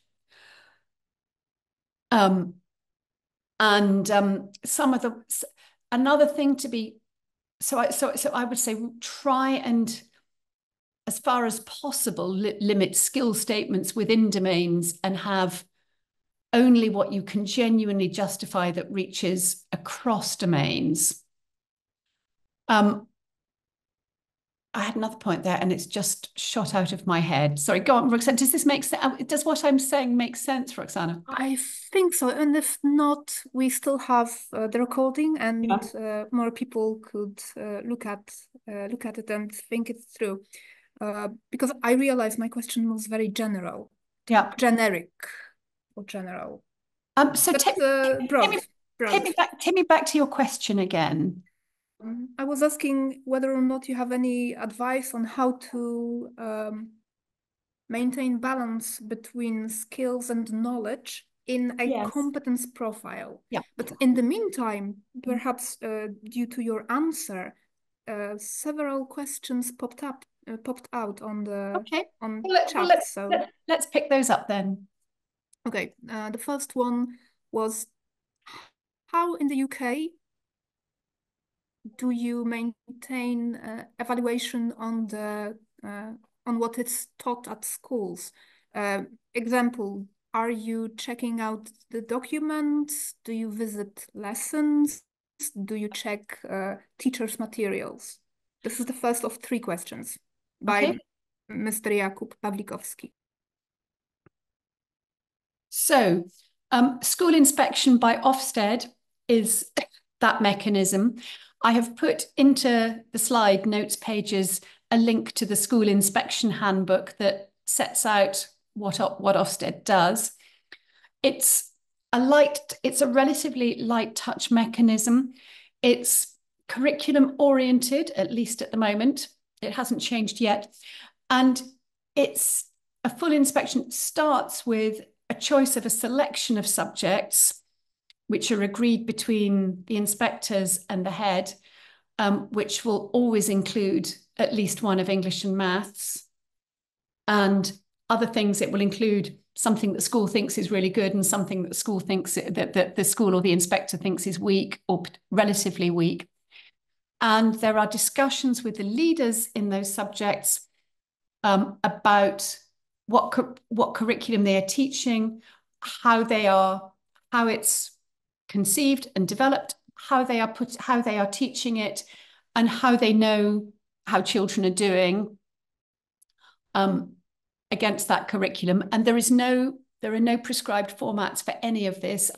The inspectorate simply works with whatever schools do and use and create themselves. There is no national template for what schools must provide. And then the inspectors visit lessons, but they don't visit lessons to make judgments of the lessons or judgments of teachers. They visit the lessons to look for evidence to confirm that what the subject leaders are saying reflects the reality in the school, and to identify sort of inconsistencies or concerns that mean further discussion is needed. That's the essence of the model today. But you have mentioned that the model might change. Yes, my successor started 8 months ago. Most inspections are shorter inspections already, which look at a smaller set, and he has announced that there won't be that subject review in those shorter inspections. So most schools will no longer have an inspection that goes in any depth into the curriculum at all. All right, thank you. The second question from the chat is about additional lessons for learners who are either not meeting the criteria, or the other way around, are very talented and require more challenge. Yeah. So, yeah. Okay. So we have no gifted and talented provision required. That there have been points in the past where there have been sort of national programs funding. There was at one point, I think, a policy of providing hubs that had some extra courses that particularly clever children could be sent to, but that essentially is all dismantled. Apart from, I think there are some hubs to provide further maths, advanced maths, for children who are particularly good at maths, but in schools which don't have enough very talented mathematicians to offer the most advanced maths courses. Beyond that, the identification and provision for children who are struggling or who have special educational needs is not tightly linked to an assessment against these curriculum criteria.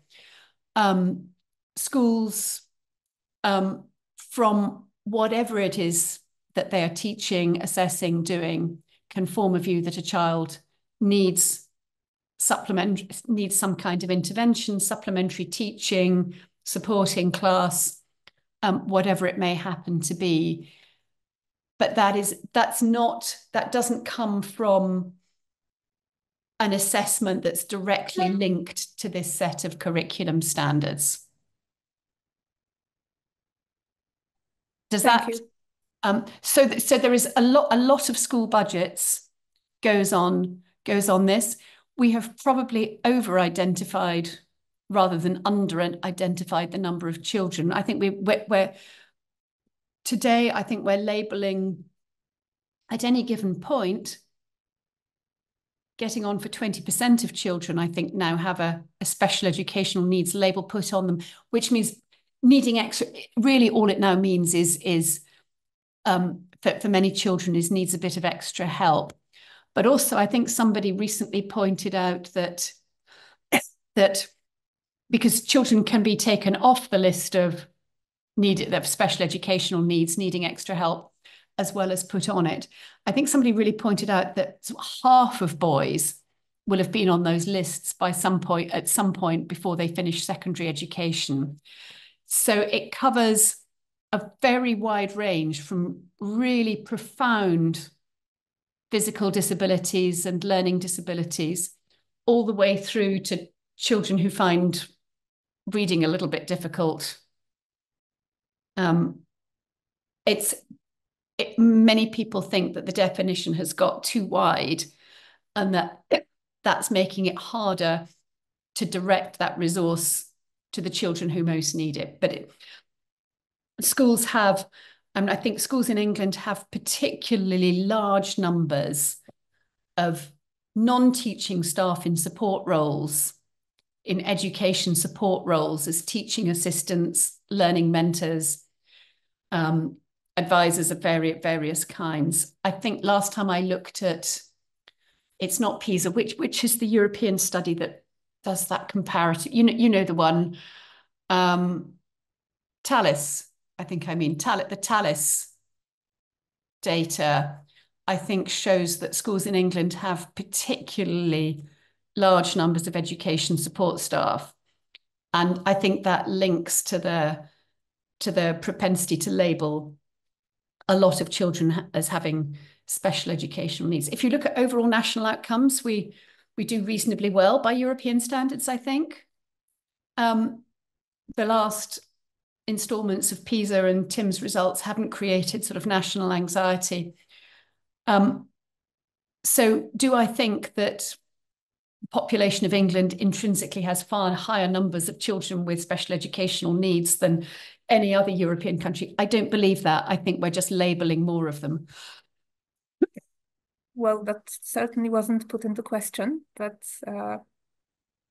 thank you. But if I may, one other question sparked by your mentioning of the exams at age 16 and more. In Poland, we probably have something similar. So the question is, those exams that you take at age 16, do they cover English and mathematics?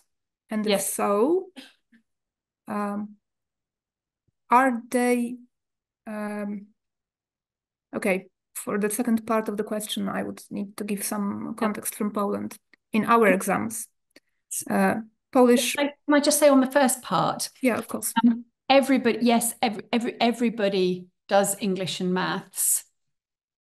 And I will put in the presentation links to the specification that shows what the required content and assessment methods are there. I can add that in. Thank you.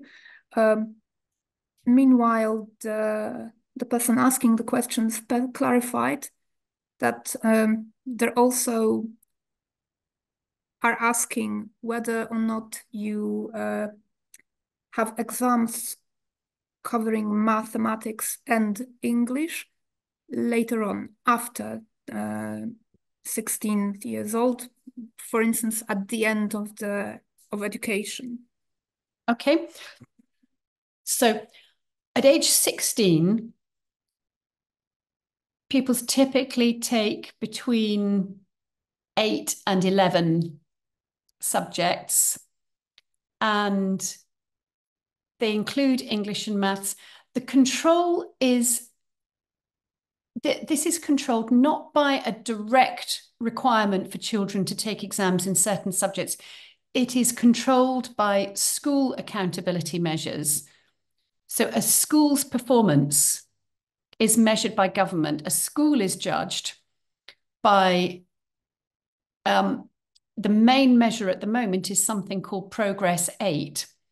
And that is derived from the grades that children get in 8 of these subject exams. And the first 2 of the 8 must be English and maths. The next 3 must come from a restricted list that includes the sciences, history and geography, languages, and computer science. And then the last 3 can be any of the subjects that's accredited for use in secondary schools. So if a pupil doesn't do 3 subjects that fit, both English and maths, and 3 subjects that from that second list, the school will have a relatively low progress figure, which will in turn could trigger regulatory intervention. So that creates a strong incentive, strong incentives around the programs that children are allowed to choose. At age 18, there are different routes that children take between 16 and 18. As I said, I think I said earlier, England is unusual. And I should stress, by the way, that throughout this, what I've said today, I've been talking specifically about England. Education is devolved in the UK. Wales, Scotland, Northern Ireland do their own thing. And I was the chief inspector, and before that, the chief regulator only for England. But England is 60 million of the 70 million UK population. So it's by far the largest part by population. So at 18, people can be doing a set of academic qualifications, normally 3 big ones, occasionally 4, or they can be doing a large vocational qualification, or they can be doing a mixture. If they haven't reached a certain level in English and maths by age 16, they are required to resit it or to do an alternative English or maths qualification called a functional skills qualification. If they are academic in that direction, they may choose to do the more advanced academic exam in English and maths. Those are called A-levels.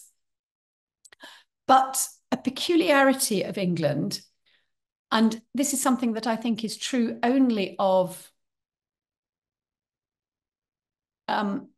Britain and British influenced education systems, is that there is no general requirement for people to carry on studying their home language or a foreign language or mathematics beyond the age of 16, unless they've done badly in it to age 16. There was a proposal that emerged last year to change the last 2 years of school to a sort of full baccalaureate system, but that fell away with the election that we had here recently. Myself, I am on record as a sort of strong advocate for maths to age 18 for everybody. I think we've made a mistake in England in making maths something that you only do either if you're really, really good at it, or if you've done very badly at it, so you've got the sort of punishment of having to carry on doing it when you don't want to.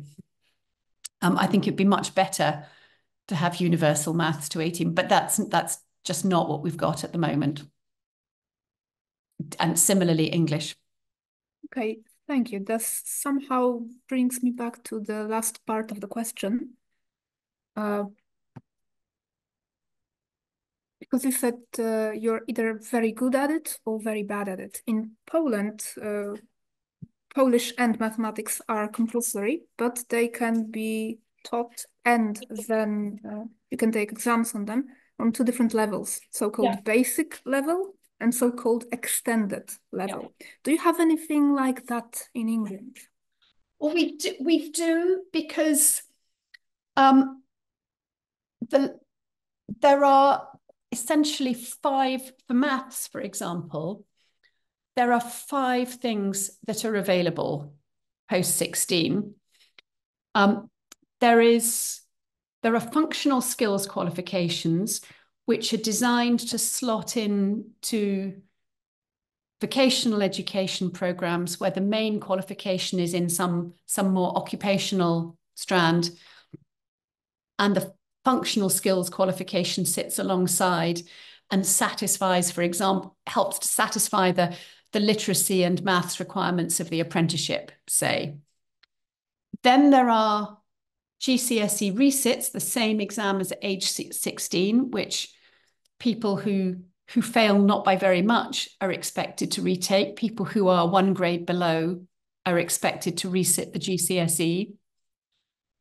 Then there is something called core maths, which was designed as an optional maths course for people in the middle who might want to study maths, who didn't want to do something as demanding as the full age 18 A-level maths.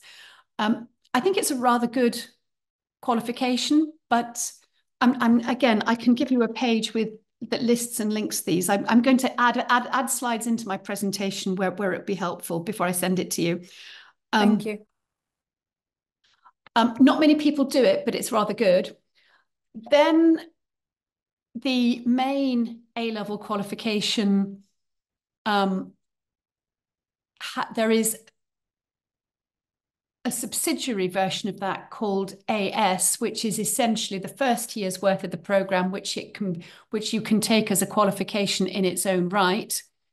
Then there is the full A-level, and then for a relatively small proportion, there is further maths A-level to do, and that's the sort of level of maths that would typically be required for somebody going to study mathematics at university. But that's a relatively small number of people who take that. Hang on, I'm just seeing if I can find.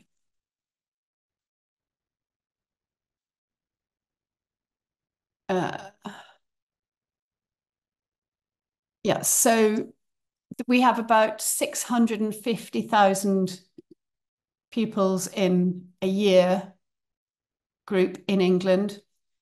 And we have just under 100,000 of those will do A-level mathematics, so about one in 6, but only about 15,000 do further maths. So that's what, 1 in 35 children, 3% of children maybe do the further maths. So there is, in fact, a lot of maths available, but the reality is that about 1/3 are made to do maths because they haven't reached the right level by age 16. And then at the other end, the top 15% do maths because they want to. And more than half of pupils in the middle, the vast majority just do no maths at all. And I think this is a very unsatisfactory situation. Right. Thank you for answering the question. Oh, I'm just saying very briefly, and I think that goes part of the way to explaining why England does very well in mathematics in PISA, for example, but in the PIAC, the International Comparative Study of Adult Skills, young English adults do much less well relative to other countries. And I think that is from the lack of continued teaching and sustained practice between 16 and 18.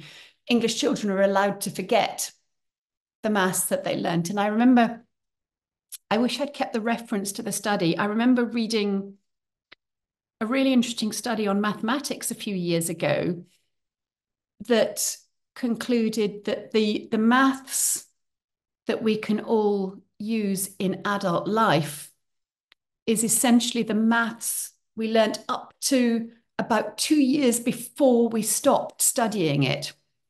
So if you study maths to 18, it is the maths you learnt to 16 that is sufficiently securely embedded that you can draw on it in adult life. If you stop studying at 16, it's the maths you learn to 14, and so on.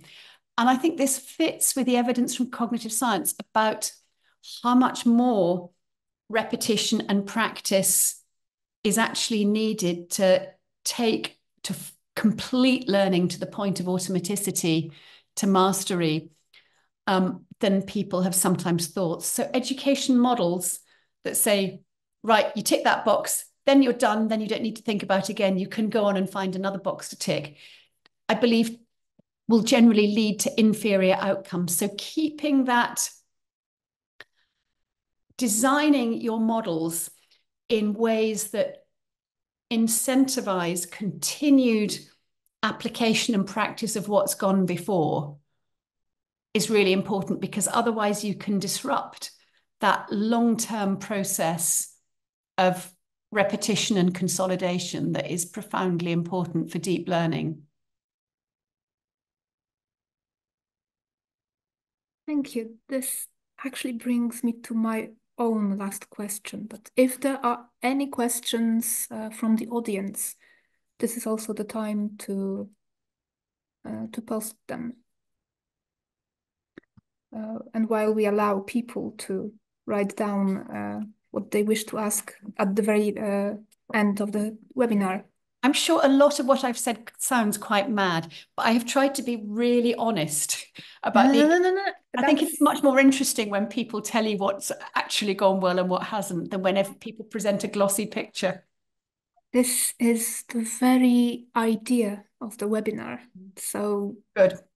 You're fulfilling our need. Exactly. But the last question I had was about, are there any, well, it's not a question.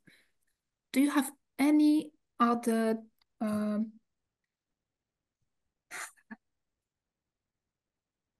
advice to us, as we are now right here in Poland at the beginning of creating and developing and probably evaluating our own competence profile? You've mentioned many things in your presentation, but is there anything else? I think the warning about how easy it is to make things too complicated for normal human beings in schools, and to take away their attention and effort from other things that are just as important or more important. The tendency, and I don't know if it's the same in Poland. In England, you tend to end up with a sort of committee of people that is put together to advise on some policy development and to get everybody in the group happy with the final version. Things tend to get added in so that everybody can see the things that they want in it. And I think that's part of why we tend to end up with these very big and complex frameworks. I think one of the big mistakes that was made in the first iteration of the EYFS and in APP and a bit, I think, in the way those apprenticeship standards have been brought in, people tend to assume that everything must be documented with explanations. And the reality is that for school purposes, you genuinely really only need to know about the things that aren't going well. So if, as much as possible, you can focus the assessment down to what teachers actually need to know, what they need to change in the curriculum or teaching. So I've got several link points here. So first, try not to create something that requires more assessment than people can actually really make use of, because at that point you're just specifying assessment for the sake of having assessment. Secondly, really look hard and get your most cynical teachers to look at it and say, what are the lazy shortcuts that people might take with this that would stop it translating into what's intended? In Britain, in government, we call it the red team. A lot of policy reforms, a red team will be put together, which is a group of really bright civil servants who have some knowledge of that policy area, but who aren't involved in the project. And they're brought in to do some sessions, and their job is to find all the possible holes and things that might go wrong. It's relatively new. I think the policies I've been talking about today were mostly brought in before that model emerged. But try and look for the ways that it could translate into something that doesn't do what you want it to do. I think this concept also of testing it on average and slightly weaker people to see if they can use it well. If it works in the hands of the average and weaker teachers, then by definition it'll work with the best ones, but it's the best ones who will volunteer. So you somehow have to find a polite way of making sure that you test it on those people. And because otherwise you tend to widen the differences between the schools in rich areas with the brightest pupils that tend to attract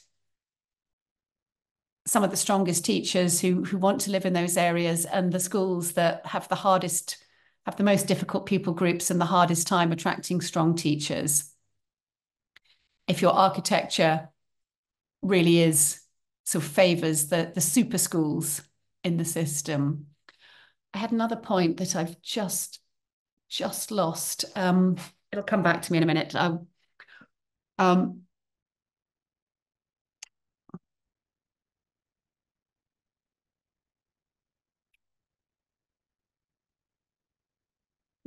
Yes, the link to that.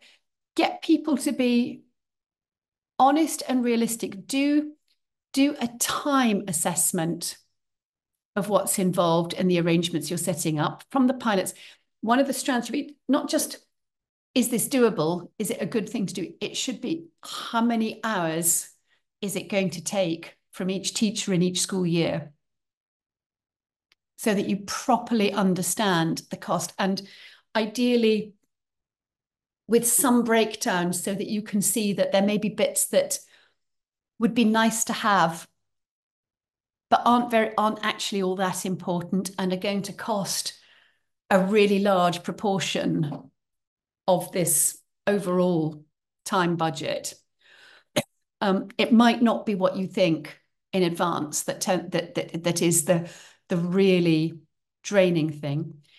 And what I've said about recognizing the limitations of reliability of teacher assessment, think about, use the assessment literature, make sure you've got proper assessment experts in from the beginning who can give you good advice about how far you can push this data at what level. So what will be legitimate uses of the information and what won't be.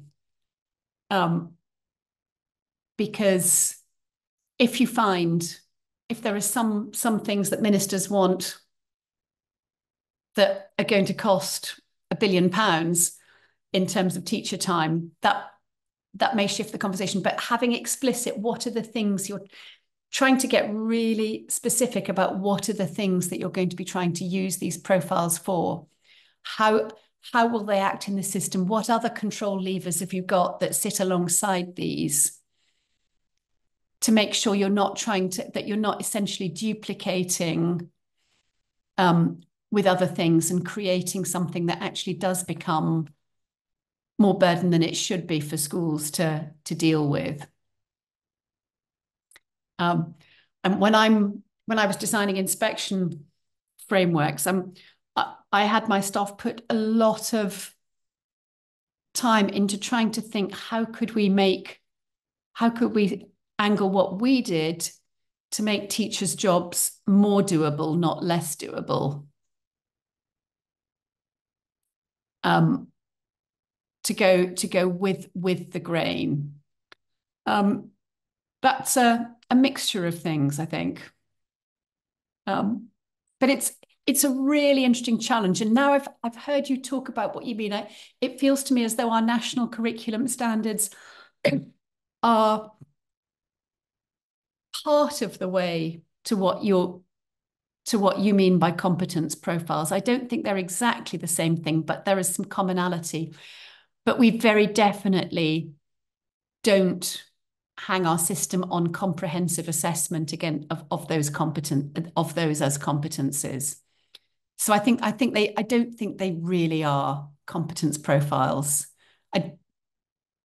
Sort of, but I think where I'm coming to, having listened to your questions and thought about where you're coming from, to me, they become competence profiles if the intention is to use them in a way that they are directly assessed against, and that information is used for various individual and institutional and system level purposes, I think. Is that a... That is a good question. That you've really made me think about it. And one of the things I looked to see where that terminology is used in education in Britain. And the only place I could find it is in the context of vocational education. I could not find the term ever being used in the context of school level or preschool, although I think that the EYFS framework and the assessment arrangements that go with it do make it a competence profile in the sense that you're talking about that. Well, that's my take, but maybe you having heard what I've had to say, maybe you take a different view that you wouldn't characterize that as a competence profile. Perhaps someone from the audience has something to say about that. Any of you? I can't see the chat, so. No, but I think you've given all of us food for thought. The question you're posing is the same one we have in the back of our minds. We are developing competence profiles. We are listening to experts from various countries. Is there anything I've said today that's been particularly surprising or different from what you might have expected? In a way, maybe you've given me personally a new way of looking at competence profile, but the thing that I did not think this webinar will put forth is the statement that it should be measured against how it could be put in practice, and it should be put in practice in pilot projects that are not geared towards the volunteers, but the more average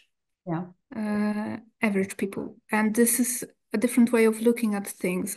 I didn't have this outlook before the webinar, but to be honest, after all these hours, I've taken copious notes. People asked many questions. I think we would need to think this through to give you oh no, answer. I'm not demanding an answer from you. I just think I think the discussion has thrown up a really interesting question of what is it that's actually meant here, and in terms of how it is used in a system, as well as what the main piece of paper says. Yes, but you yourself you have already given one possible definition. Yes, yeah, but it's an impossible definition. It's so what I think I'm going to do. I've got notes of a couple of things that I think it would be particularly useful for me to add in a couple of information slides in the back. Roxana, if coming out of this, you, from the questions, draw together any of the things that I've mentioned in this discussion session that it would be helpful if I can give you the links for. And I can probably turn that round tomorrow and send you a final version of the presentation slides with all of those links in the notes. Yes, I think we can discuss this all after the webinar, but I don't want to leave all of you with the question of the back of our minds. What this webinar was for. It was for gaining more knowledge, for discussion. But I also think that at the end of the day, whatever we deem as a competence profile in Poland, first of all, we will need to choose one definition and put this forth to our stakeholders. Because, again, we are at the preliminary stage of works. we have finished gathering knowledge with this webinar today, and thank you very much for that. We will draft a possible answer, and then the rest of the next 2 months we'll be discussing this with Polish stakeholders and with experts. But that actually brings me to shameless auto-promotion, and I think I should do this in Polish, if you'll allow me. Proszę Państwa, tak jak Amanda zapytała, co może być profilem kompetencji, pewną odpowiedź na to postaramy się zaprezentować Państwu już na konferencji 20 września. Konferencji organizowanej przez Ministerstwo Edukacji Narodowej. Serdecznie Państwa zapraszamy do wzięcia udziału. Usłyszą Państwo to, co uda nam się do tej pory przygotować, przedstawić. Ta konferencja rozpocznie także etap oficjalnych konsultacji społecznych. Także na sam koniec tej konferencji będzie także przestrzeń na to, aby zadać już pierwsze pytania i wejść w dyskusję. Ale to 20 września. Natomiast my dzisiaj kończymy już powoli dzisiaj webinar. And to be honest, I think this is the good closing for the day. Amanda, I wanted to thank you very, very, very much. You've given us a lot of food for thought and a lot of knowledge. Thank you. Well, it's been tremendous for me. I found the act of preparing for this seminar made me think about a lot of things and made me think about things across different phases of education. And the discussion today has made me think more deeply and reflect as well. So I'm really grateful to be asked, and thank you to all of you. I'm sorry I can't see you and be interacting with you in person, but I hope it's been valuable. Thank you very much indeed. Thank you. So this statement, we will close today's webinar. If any of you will have any questions for the next 24 hours, please send them to us. Afterwards, this webinar will be published on YouTube. So, of course, after this date, we won't be taking any more questions. But thank you.